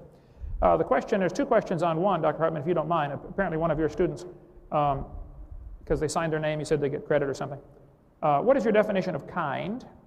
I would say the same kind of animal are those that were probably originally able to reproduce. In the original created kind, they were able to reproduce, and they may have diversified now because of all sorts of factors, that now they're no longer able to reproduce, but they're probably still recognizable as the same kind as having descended from an animal that was able to reproduce. Second question on the same card, so your student gets 2 points, I guess. Why can't you believe evolution and creation? Can you prove there's a God? Well, I guess you'd have to go back to what is the definition of evolution. If you mean animals produce a totally different kind, well, there's no evidence for that. If you mean can animals produce varieties, well, certainly I believe that. So you'd have to define the word evolution before I could answer that question. As far as could God use evolution, couldn't God have used evolution to get us here? Well, I have several points I'd like to make on that. Number one, that is not the clear teaching of the Bible. I mean, that's pretty obvious. If you want to believe God used evolution, you're certainly welcome to do that. However, that is not what the Bible teaches. Secondly, I have to point out, that would be a retarded God who couldn't make it right first time. I would not worship a God like that, that's for sure.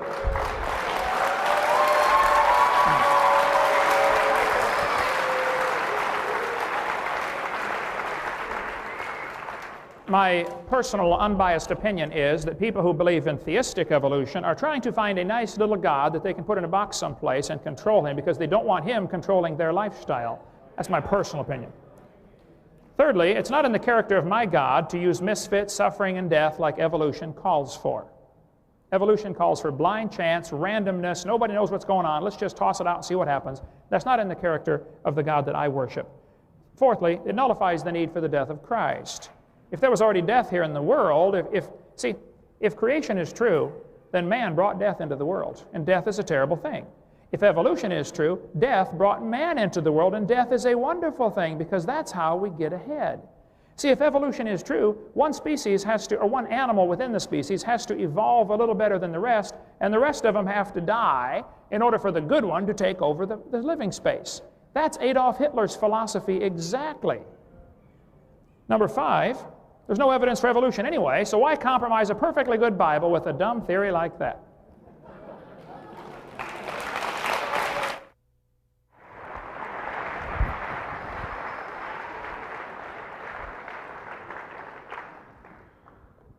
I was asked earlier to define macroevolution. Macroevolution is simply an accumulation of microevolutionary change over time such that you no longer get two species who are capable of mating naturally and producing fertile offspring.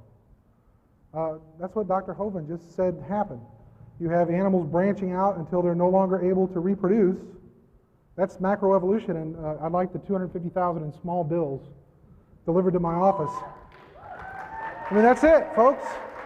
That's our definition of macroevolution. It's the definition that's in all the science textbooks. That's macroevolution in a nutshell. You get enough accumulated microevolutionary changes until you can't have two species mating and producing the same kind of animal anymore. That's it. In fact, I put the chart up there and I explained it to you. That's what it is. Why can't you believe evolution and creationism? I don't see why you can't. I don't think that if you're a theistic evolutionist or whatever term you want to call them, that you're necessarily putting God in a box. Trying to control God. I think it's people that are trying to figure out a way that they can merge their faith, their belief, their notion of spirituality with what their eyes and their mind tells them, what we observe about the natural order of the world.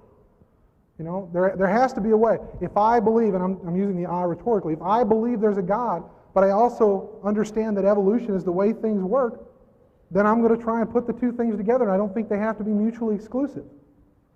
Can you prove there is a God? You know, I wouldn't try to make such an offer, but you know, the offer, the $250,000 offer, you could just as easily twist it around and say, I'll offer anybody in the room $250,000 if they can offer me proof that God exists to my satisfaction, because that's what Mr. Hovind is saying. You have to prove it to my satisfaction in order for me to give you the money. Well, again, I'll ask what his criteria are. Well, proving all five of those literally means you do have to create a new universe, because that's the first step in his list of things that you have to prove. If I could create a new universe, I would be like a god. And evolution doesn't teach us that we're trying to be gods. We're just trying to be people. Thank you. Okay, my question here was asked, what about the geologic column? Discuss the significance or lack of it to the layers of geologic formation. The geologic column was invented in the 1830s by many people. Charles Lyell's the primary culprit. Each layer was given a different name and age and an index fossil. I taught earth science for 15 years. The geologic column is the Bible for the evolutionist. It only exists one place in the world, and that is in the textbooks. There is no geologic column. They know that, those who study it. This author said, if there were a column of sediments, unfortunately, no such column exists. There is no geologic column. There are many layers to the earth, that's true, but those all formed during one big flood in the days of Noah. The fact that you can prove this because in between these layers there are seldom, if ever, found any erosion marks. Now, don't you think if that layer sat there for 10 million years waiting for the next one to be laid down, there'd be a little bit of rain? Plus, where did the next layer come from? But from further sediments, which indicates more water moving. So, of course, there'd be erosion marks. There aren't erosion marks between these layers. The geologic column is a hoax. It doesn't exist. It's based on circular reasoning. I go through that on my videotape number 4 for 30 minutes about the geologic column. The layers are not different ages. They cannot be. And it's all based on circular reasoning. I prove all that from lots of quotes on video number 4. Let me get to one more point in my last minute. It's all dated by index fossils. Get up here. Oh. Right here. No. All over the world, petrified trees are found standing straight up. They're running through multiple rock layers. Now, these rock layers are dated at vastly different ages. They'll say this layer is 10 million years older than the one, above it, and yet we find petrified trees standing up in the vertical position. Sometimes petrified trees are upside down, running through many rock layers. Those rock layers all had to be laid down in a big flood.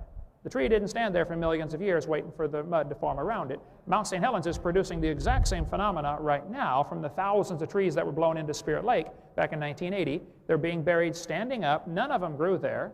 And it's going to look like a miniature geologic column someday. And it happened because of a flood. So the geologic column, it's tragic that this is taught to students in school as if it's some kind of fact when it's absolutely not. It's a bunch of baloney. We cover that in video number 4 and also on my website. Thank you.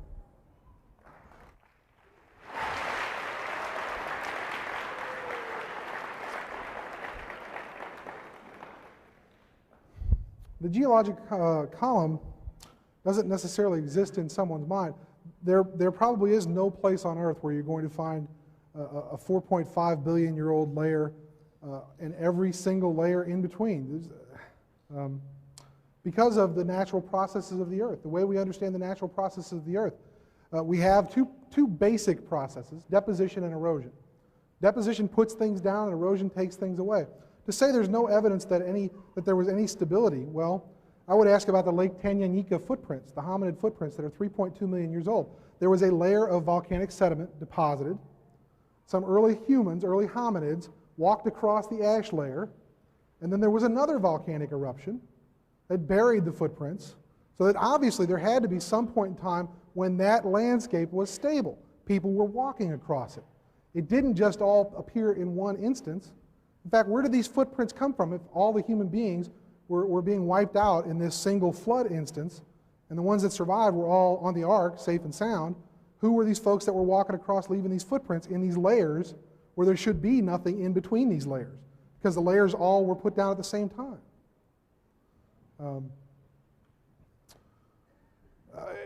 In terms of finding things like trees in the geologic column, we find all kinds of unusual things in the geologic column. It's because the Earth is not static.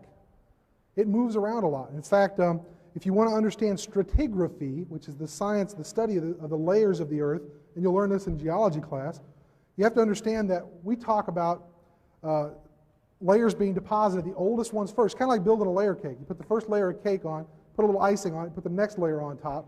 Which one was there first? The one at the bottom. But we also talk about that in a conformable sequence. That means where there hasn't been any evidence of earthquakes or volcanism or things where things get shifted around, things get mixed up. That's quite common, and you have to be able to read the Earth. I have to stop there, but thank you. Oh, I guess I have the next question. This one says, Mr. Hartman, why do you think people should have more than one religion? And if you read the Bible, why do you teach evolution? I mean, the answer is clear, black and white. I don't think people should have more than one religion.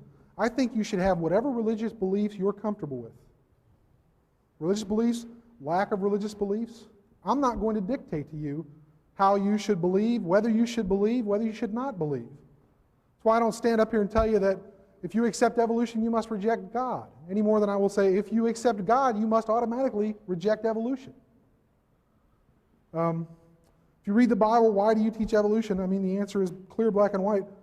Boy, not everybody reads the Bible. What do we do with those people? We just tell them they're wrong. They're all going to hell, by the way, even though they may never have seen a Bible. What do we do about all the people that died before the Bible was written, or while it was being written, before they had a chance to read it? Where are they right now? We're just going to automatically, off the cuff, condemn these people. Well, I don't think we can do that. I don't think that, you should necessarily say, okay, this is my religious belief, and it should be yours because I'm right. And that's the only basis for this, because the Bible is a book of faith, right? You believe it or you don't believe it. If you believe it, well, great, good for you. How many different versions of the Bible are there? Just one? Oh, I don't think so. There are different interpretations. My Catholic Bible, when I was growing up, has extra books in it. The books of the Apocrypha. I'm sorry. Heresy. Okay. Now I'm going to be heckled. Thank you. I appreciate that. Talk about ad hominem attacks, right? Thank you. I won't, by the way, return the favor. I won't do that. There's a billion Catholics in the world. They're all wrong. We're right. We know we're right because we're who we are. I'm divinely inspired. I know I'm right. Somebody else makes the same claim. It's the same thing we're doing up here in this debate. Stand up right now if you walked into this room believing that evolution was the be-all, the end-all, the word and the way, and now you've changed your mind. Or vice versa. I'm a Bible-thumping Christian, by golly, but you know what? I'm going to throw my Bible in the trash can because I don't believe it anymore. Did we change anybody's minds that radically tonight? Not going to happen. I could be standing up here, an audience of Baptists, an audience of Presbyterians. I've given debates and lectures to Unitarian churches, to Catholic churches, to Lutheran churches. I listened. During the break, I had a gentleman come up and tell me that, basically I was misguided, I was evil, I had these evil followers. I don't know where that, but he loved me. He said, but I love you. You're evil, you're a bad fellow, you're teaching our children all these bad things, but I love you. Well, I appreciate that. Thank you.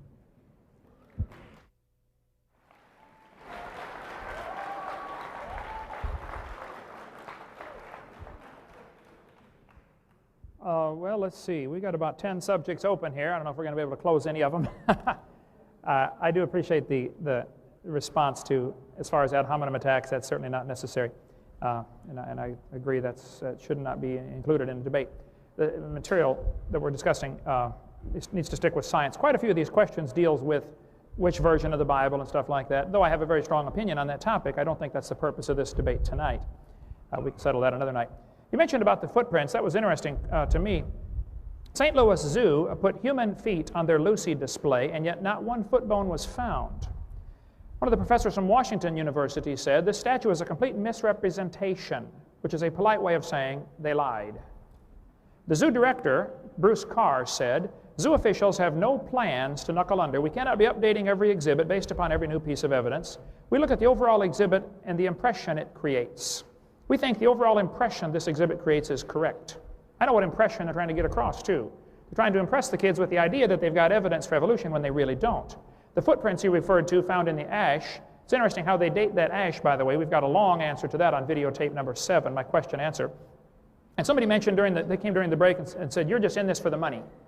Well, I'll tell you what, I don't charge anything for my seminars. I have produced videotapes for 10 years that are not copyrighted. Anybody can get them and copy them and return them and get their money back. Show me any evolutionist that does the same thing, would you please? These footprints found in the ash, they said here are 3.75 million years old, but they're perfectly normal human footprints. They even said in National Geographic, the footprints are described as remarkably similar to those of modern man. The form of his foot was exactly the same as ours. Weight-bearing pressure patterns in the prints resemble human ones. Footprints so very much like our own. And yet on the cover of National Geographic, they put dark-skinned, ape-like creatures. Here's a case where they find 0 bones and create a missing link from footprints. Now, if the footprints are exactly like ours, how would you know it's dark-skinned and ape-like? Secondly, why did they put a toe separation if it's exactly like ours? This is propaganda, folks. This is not for education. This is propaganda and ought to be removed from the books.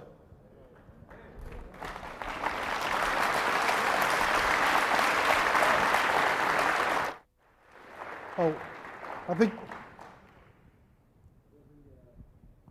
one more, I need my mic on. There'll be one more question from each gentleman, and then we'll have the closing remarks after that. So one more question each. Can we take like a 2-minute break before the closing remarks? Sure, we can. Because I want to get some more water. Good. All right. I got half of my. Thanks. I did not get time to call up the slides that I have for this one, but I cover this pretty thoroughly on my video number 6 about the fossil record and the sorting of the fossils. The question says, please explain the order in the fossil record from simple to complex. If you use your infamous bird, bones, and clams argument, please keep in mind that there are far more than birds and clams. Okay, let me explain what the bird to clam argument is. What has happened in the early 1800s, some people decided evolution is true, and now we must go look for the evidence. So they start with the preconceived idea that evolution happened, and they did nothing but follow Aristotle's old chain of being, that you start with the simple and go to the complex. Evolution is nothing more than a regurgitation of Aristotle's theory from 2,004 or 500 years ago, whatever it was. The sorting of the fossils in the fossil record, first place, there is no clear sorting to the fossils. And even major evolutionists will tell you, look folks, it's silly for the creationists to be arguing about the order of the fossil record because there is no good order to the fossil record. The fact is, I think clams are generally found at the bottom of the geologic column, though not always. I mean, clams are found on top of Mount Everest. But clams are generally found at the bottom because they're already at the bottom. I mean, when a flood comes, they're the first ones going to be buried, obviously. So I think they're buried, birds are buried on top because birds are going to be the last ones to drown in a flood. They fly around till they run out of gas. So they're sorted based upon their habitat. Secondly, they're sorted based upon their intelligence. As best anybody can figure out, clams are not too bright. Thirdly, they're sorted based upon their mobility. Clams cannot run very fast. So they're likely to be the first ones buried. And I think if there is any sorting to the geologic column, and there isn't a real good sorting, but any sorting that there is based on hydrologic sorting that is obviously from a flood. See, some people don't like the idea of a flood because that means God, who created the world, has the authority to judge His creation. And they want to keep their God, if they have one, they want to keep him in a box where He has no authority to judge their sin. I'm convinced that's the real hidden agenda behind all this. The Bible says in 2 Peter chapter 3, in the last days, scoffers would come that would be willingly ignorant of the creation and the flood. And that's what we've got.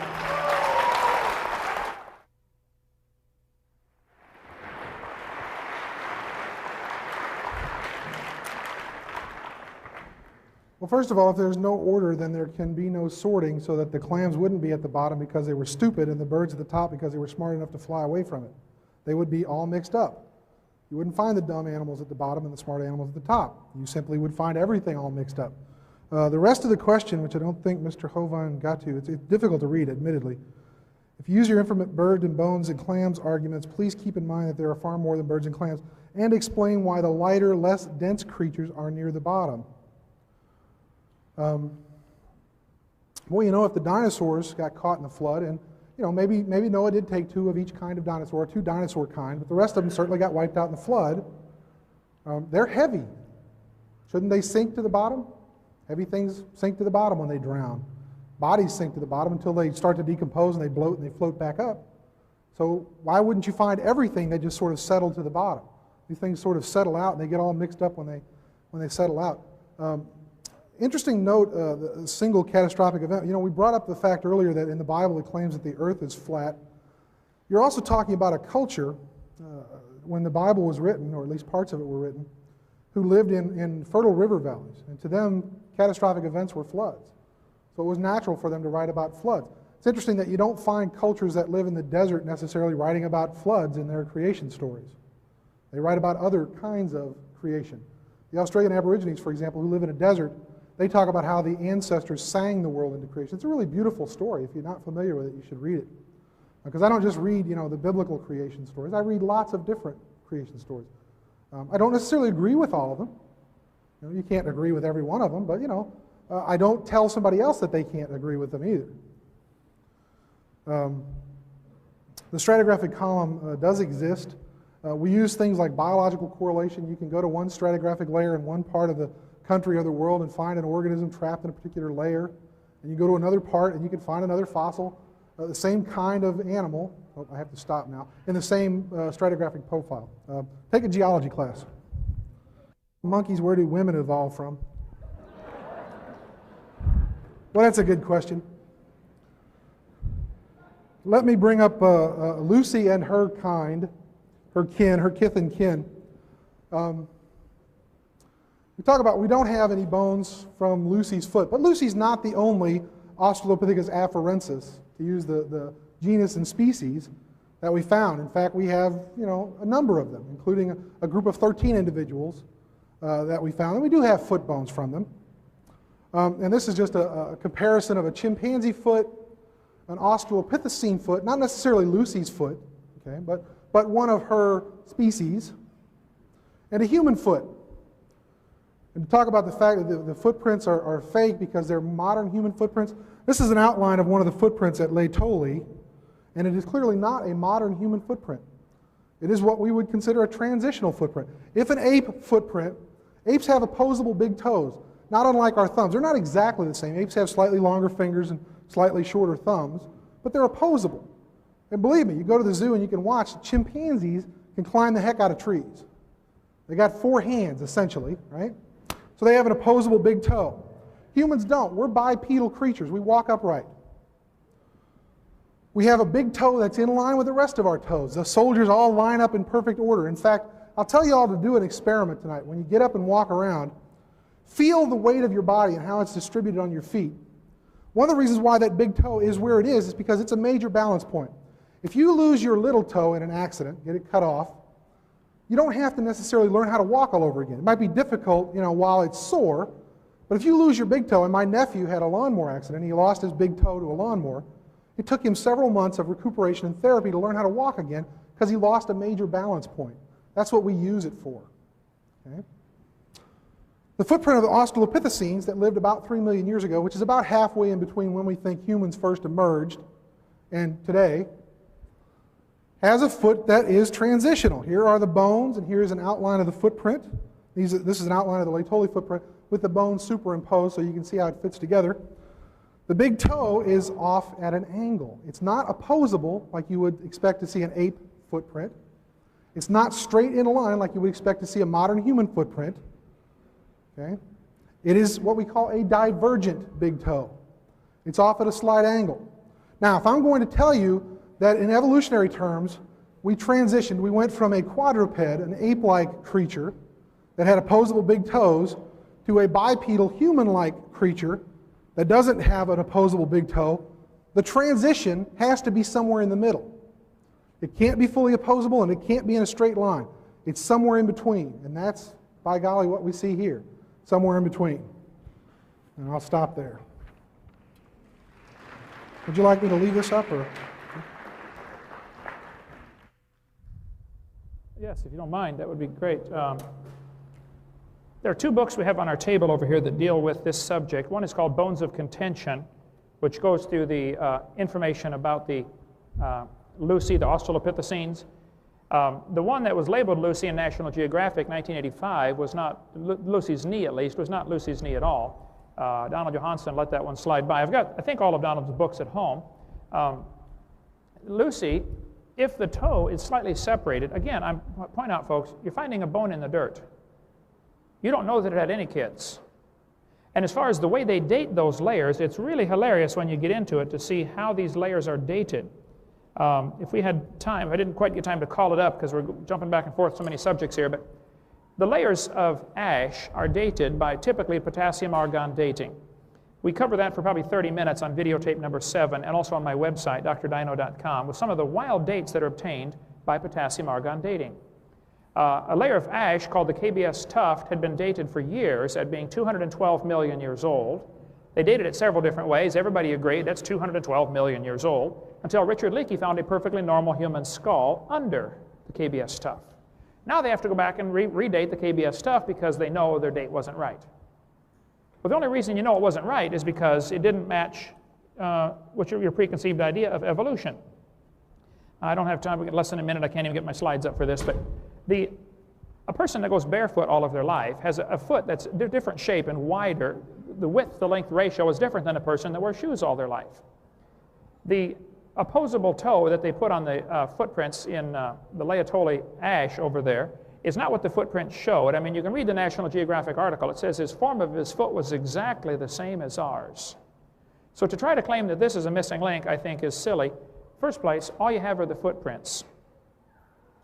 And they create these missing links to try to impress the kids that they have some kind of evidence for evolution. There is none. All we have are apes today, and humans today, and chimpanzees today, and there's no intermediates. That just proves the same designer created them all. This subject, I feel, is extremely important. Probably the most important subject in the world is for a person to decide, who are we, why are we here, where did we come from, and what is the purpose of life? There's only two options, creation and evolution. These two options are polar opposites. There is no compromise between the two. Somebody is wrong. And I think it's it's important that students be shown both sides. I would say, without fear of successful contradiction, I could say the schools today, the public schools today, do not show students both sides fairly. The evidence is only given that supports the one religion of evolution. The students are not shown evidence to support creation. For instance, if they notice, they'll point out to the students that you have 2 bones in your wrist, the radius and the ulna. The whale has 2 bones in his flipper. You know, the bat has 2 bones in his forelimb. And then they will say, See, this indicates a common ancestor. Now hold on just a minute. That indicates a common designer. But that is never mentioned in the textbooks. If you really want to be fair and give the kids an education, then you give them all of the options. If you're trying to indoctrinate, of course, then you hide some of the evidence from them or some of the interpretations of the evidence. The Bible's pretty clear that the invisible things of Him from the creation of the world are clearly seen. They are without excuse. Nobody's going to stand before God Judgment Day and say, the evidence pointed me toward evolution. No, you decided to interpret the evidence that way. You could just as easily have decided to interpret the evidence for a creator if you wanted to. Some people don't like the idea that God created the world because that means there might be some accountability, there might be some rules, thou shalt not commit adultery or thou shalt not steal or something like that. And I'm not saying that every person who believes in evolution is wicked, but I've met an awful lot of people who like the theory because it justifies their lifestyle. I've met an awful lot of folks like that. Look, if I was going to invent a God, I would not invent one that tells me I can't do certain things that I like to do. The Christian God would be the last one somebody would invent, because He tells you thou shalt not do some things, and that's just natural. You want to do some of those things that He says you shouldn't do. The God of the Bible is not the God of our imagination. It's the God of the universe that created everything. And there's going to be no excuse. When we stand before Him, every knee shall bow, and you will be judged according to God's Word. The Bible says, though, in 2 Thessalonians, that God shall send them strong delusion that they should believe a lie. My 30-year study of this has led me to the conclusion that evolution is a lie, and those who believe it are deluded. We see evidence for microevolution, and they are deluded into believing that that is evidence for macroevolution and cosmic evolution and the other ones that I gave. There are 6 different meanings, folks. One of them is scientific. The other 5 are purely religious, and they are delusion. If you want to believe them, that's fine. I don't care what you believe. But don't teach that to kids in school. Now, if you want to teach your kids at home, keep your religion at home, okay? Teach them you came from a monkey if you want, or teach them you came from a rock if you want. I don't care what you want to teach your kids at home. But I object to them using my tax dollars to spread this stuff in our schools. See, these 2 theories are polar opposites. If creation is true, there's a creator. It's plain and simple. Some people don't like that idea because it chaps their hide. If evolution is true, there is no creator. If creation is true, there are rules. If evolution is true, there are no rules. I challenge you to answer this question. If evolution is true, how do you determine right from wrong? I had a student tell me at Pennsylvania at a public school. I speak in a lot of public schools. I was in 5 last week. This kid told me in the public school, he sat on the 2nd row, he said, Mr. Hovind, I'm an atheist. I said, really? He said, yes, there is no God. I said, are you sure? He said, oh, I'm sure. I said, well, tell me, son, if you're sure there's no God, how do you determine right from wrong? He said, oh, that's easy. I decide if something is right or wrong because, he said, I'm the God of my own universe. I said, well, I'm glad to hear about that, son, because I'm going to shoot you in 5 minutes. He said, you can't do that. I said, oh, yes, I can. You see, I'm the God of my own universe, and I decided it's fine for me to shoot you.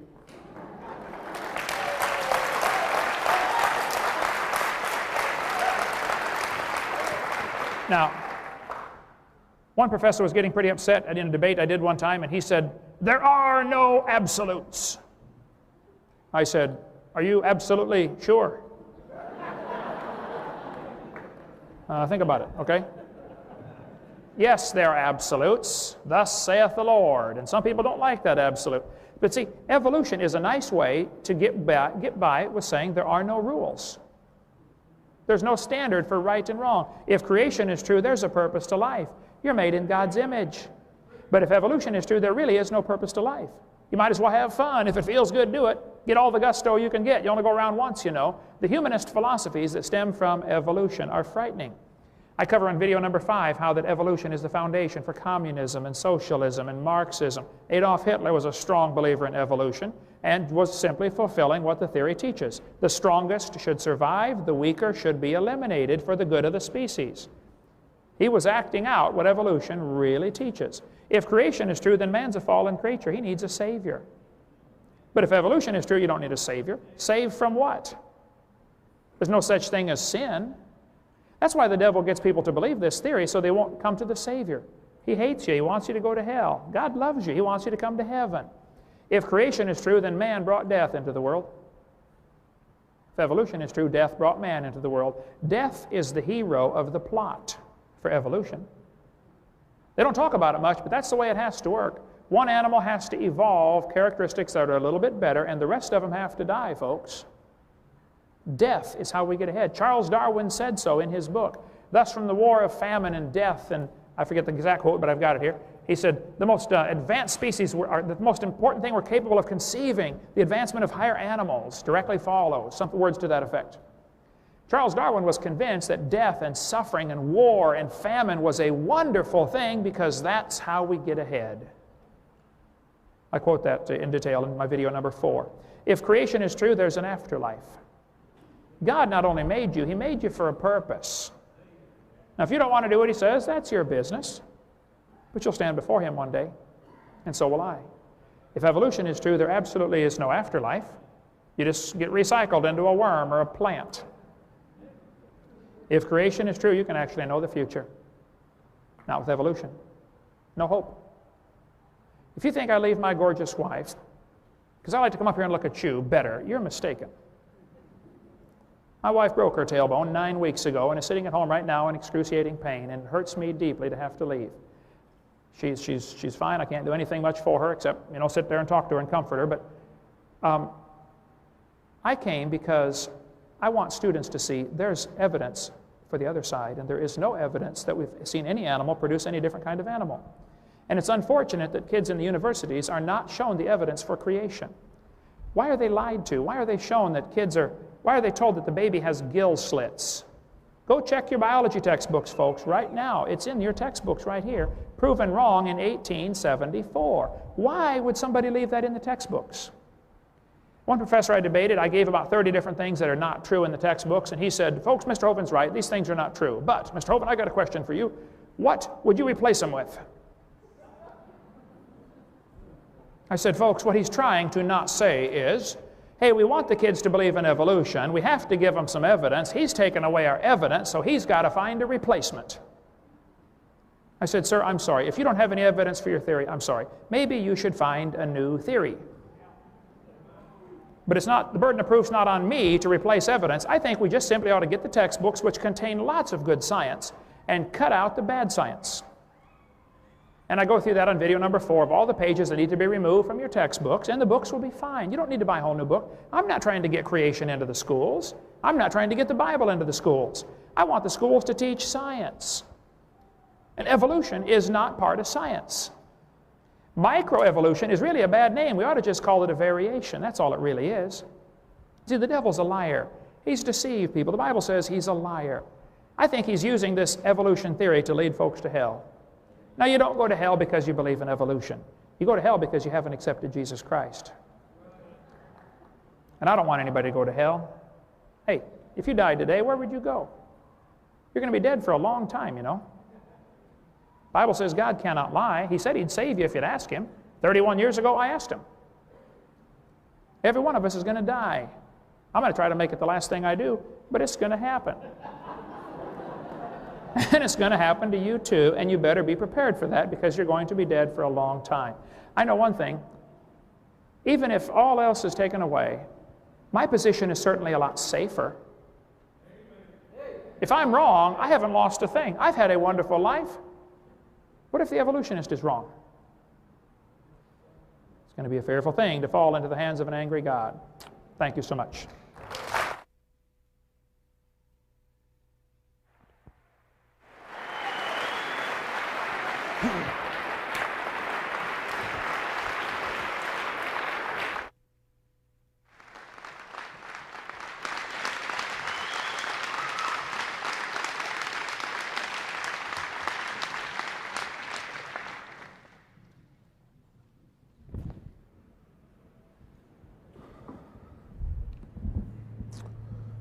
Purpose to life. Well, let me start with that. Purpose to life. Dr. Hovind started out earlier this evening talking about humans having a basic desire to understand things, where we came from, how we came to be. why we are where we are. We all have a curious nature, don't we? I mean, human beings are curious, if nothing else. I mean, if we weren't, we wouldn't be doing half the things that we're doing. What purpose to life does evolution offer us? Well, it offers us a chance to learn where we came from, how we came to be, what we're doing here. No morals. Evolution doesn't really discuss morals or not. That's a question for society. What would happen if Dr. Hovind decided that I'm going to murder you in 5 minutes? Would all of you just stand here and let him do it because that's his personal belief and he believes that that's right? Society doesn't allow that. Society sets rules. There are lots of societies that aren't based on the Christian faith that have lots of moral rules. People understand right from wrong whether it's dictated to them in a religious doctrine or not. We have to have rules if we're going to live in a society. Don't we? See, if you look at, I also teach about different cultures in the anthropology department. If you look at a hunting and gathering society, a small group of people, 25 people, living together in a certain area, and they sort of wander around the landscape, hunting and gathering for a living, they don't have a whole lot of rules because there's only 25 of them. 25 people, they all know each other. They all know if you screw up. They know if you took it into your own mind to murder somebody else. They're not going to let you get away with it. But what happens when society starts to grow? There are more and more and more of us. How many people do you think are in this room right now? 100, 200 people? Could we all get along the same way? We have to set down some kind of rules. How many people in here have ever broken a law in your life? Raise your hand if you've ever... Speed limit. That's a law. That's wrong, folks. But, you didn't get caught. Or maybe you did get caught and you had to pay a little fine. How many people have ever murdered somebody in here? Raise your hand if you've committed murder. Well, nobody's going to raise their hand because the rest of us are going to turn around and go, they did it. It's because we as a society decide what rules we're going to live by, what rules we're going to have to obey. And there are sort of minor rules and major rules. You have to understand how society functions, how culture functions. Culture didn't just appear overnight either. It's evolved. Lots of the great state-level societies, the Western world is included in this, have rules that are based on religious doctrines. The Egyptians had rules. The Aztecs had rules. Some of them were pretty nice rules and some of them were pretty evil rules or bad rules. Depends on your way of looking at things. We don't necessarily excuse them. All westernized societies that are based on Christianity aren't always good. Now, the Muslims will attest to that during the 12th and 13th centuries when the Crusades were happening. A group of religious people got together and decided to go out and convert or kill people if they didn't want to be converted. Well, Dr. Hovind was also spending a great deal of time saying that we want evidence. Show me the evidence. Like, show me the money. Show me the beef. Where's the beef? Give me the evidence. He's holding us up to a standard that he doesn't want to participate in. Here's my offer. Here's my proof. It's in this Bible. Believe it or don't believe it. If you don't believe it, boy, are you going to be in trouble. Maybe, maybe not. There are an awful lot of people, evolutionists aside, take the evolutionists out of the equation. There are lots of other people who are devoutly religious, hold very deep religious beliefs, who would argue that point, just as vehemently as he would argue his point. But see, most of the people in this room agree with him, so he's right. The other people are wrong. We know they're wrong. They lose. Boy, don't you wonder why there's so much strife in the world? Why we all can't get along? Why can't we? Why don't we all agree? If this is the truth, there's an awful lot of people being deceived. Maybe they are. I'm not telling you they are, they aren't. That's not what I'm here to do. That's for you to decide for yourself. A personal decision. I don't think it's fair to hold somebody up to a level of proof that you're not willing to hold yourself up to. What benefits do we get from evolution? I think he mentioned that there weren't any. How many of you here have been vaccinated for any number of diseases? Anything. Measles, Smallpox, polio, all of that came out of evolutionary studies. We studied viruses, we studied bacteria, we studied parasitology. We look at parasites, things that make us sick. And we come up with ways to combat them that are a direct result of evolutionary studies. We understand how these things came to be, how they live. Viruses are weird little creatures. We're not really sure if they're alive or not. They're sections of DNA, they're fragments of DNA that invade your cells, right? Like the flu virus. And it does weird things to your cells, and we have to figure out a way to combat it. How many of you had a flu shot this year? I had one. I have to get one if I work at the zoo. Anybody get the flu regardless of having the flu shot? Because there are different strains of flu out there. And they're evolving. They're constantly new ones. They're becoming resistant to our antibiotics. If you go to the doctor and they put you on antibiotics, the next time you go, they can't put you on the same ones because the virus that you may have may be resistant to that. That's evolution.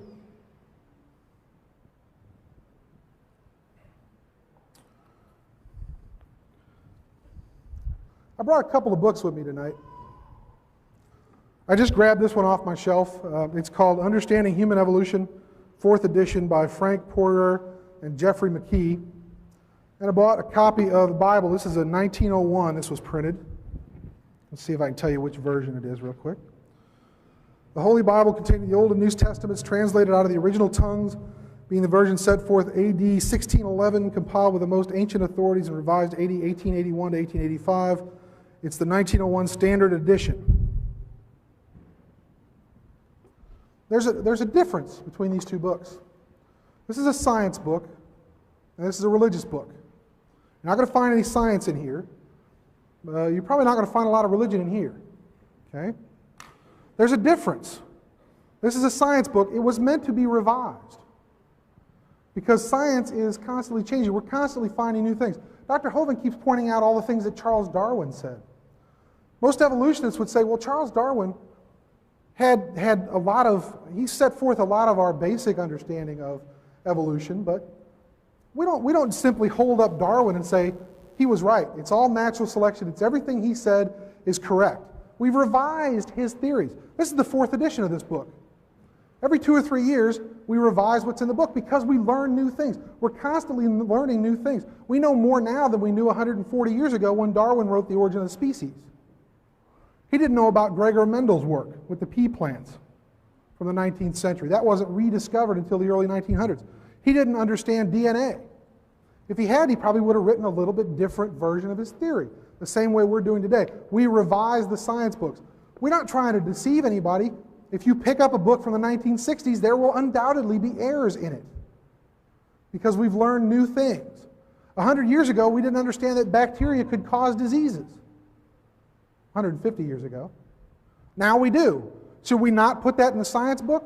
Should we not revise the theory? We have to. This book was not designed to be revised. Right? We can't use this simply to explain all of nature. God gave us a curious nature, and then he said, all the answers you need are here. Why do we have a curious nature? Why do humans seek to understand where we come from? I know a lot of you are anti-Catholics. I got that from the heckling I got earlier. But I thought I would read part of the papal bull put out by Paul II. It has nothing to do with Catholicism. He simply said that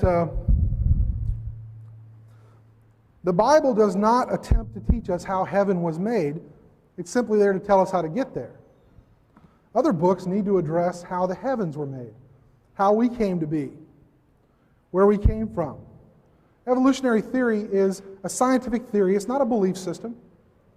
I don't care if you believe in it or not. It doesn't alter the basic concepts as we understand them. Microevolution is there. We understand microevolution to be accumulated into macroevolutionary changes, which causes one species not to be able to breed with another species. Dr. Hovind's already admitted that that is true.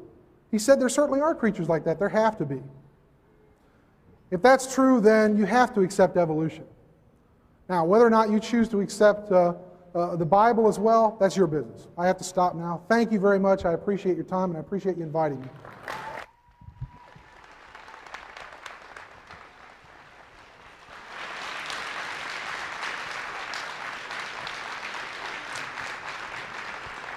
First of all, I say thank you, both of you guys, for coming. Give both of them a round of applause, would you?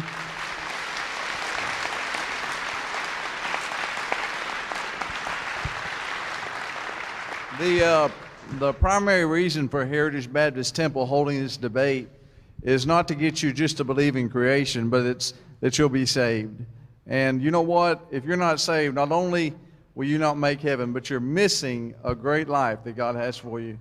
Our desire is not that we're putting our thumb on you and making you feel ignorant and making you feel strange, but our desire is, hey, we know what it means to be saved and what a blessing it is. So why don't you just look to the truth? You know, the Bible says in Isaiah 45:22, look unto me and be ye saved, all the ends of the earth. Listen, God loves you. In Jeremiah 31, he says he draws you with an everlasting love.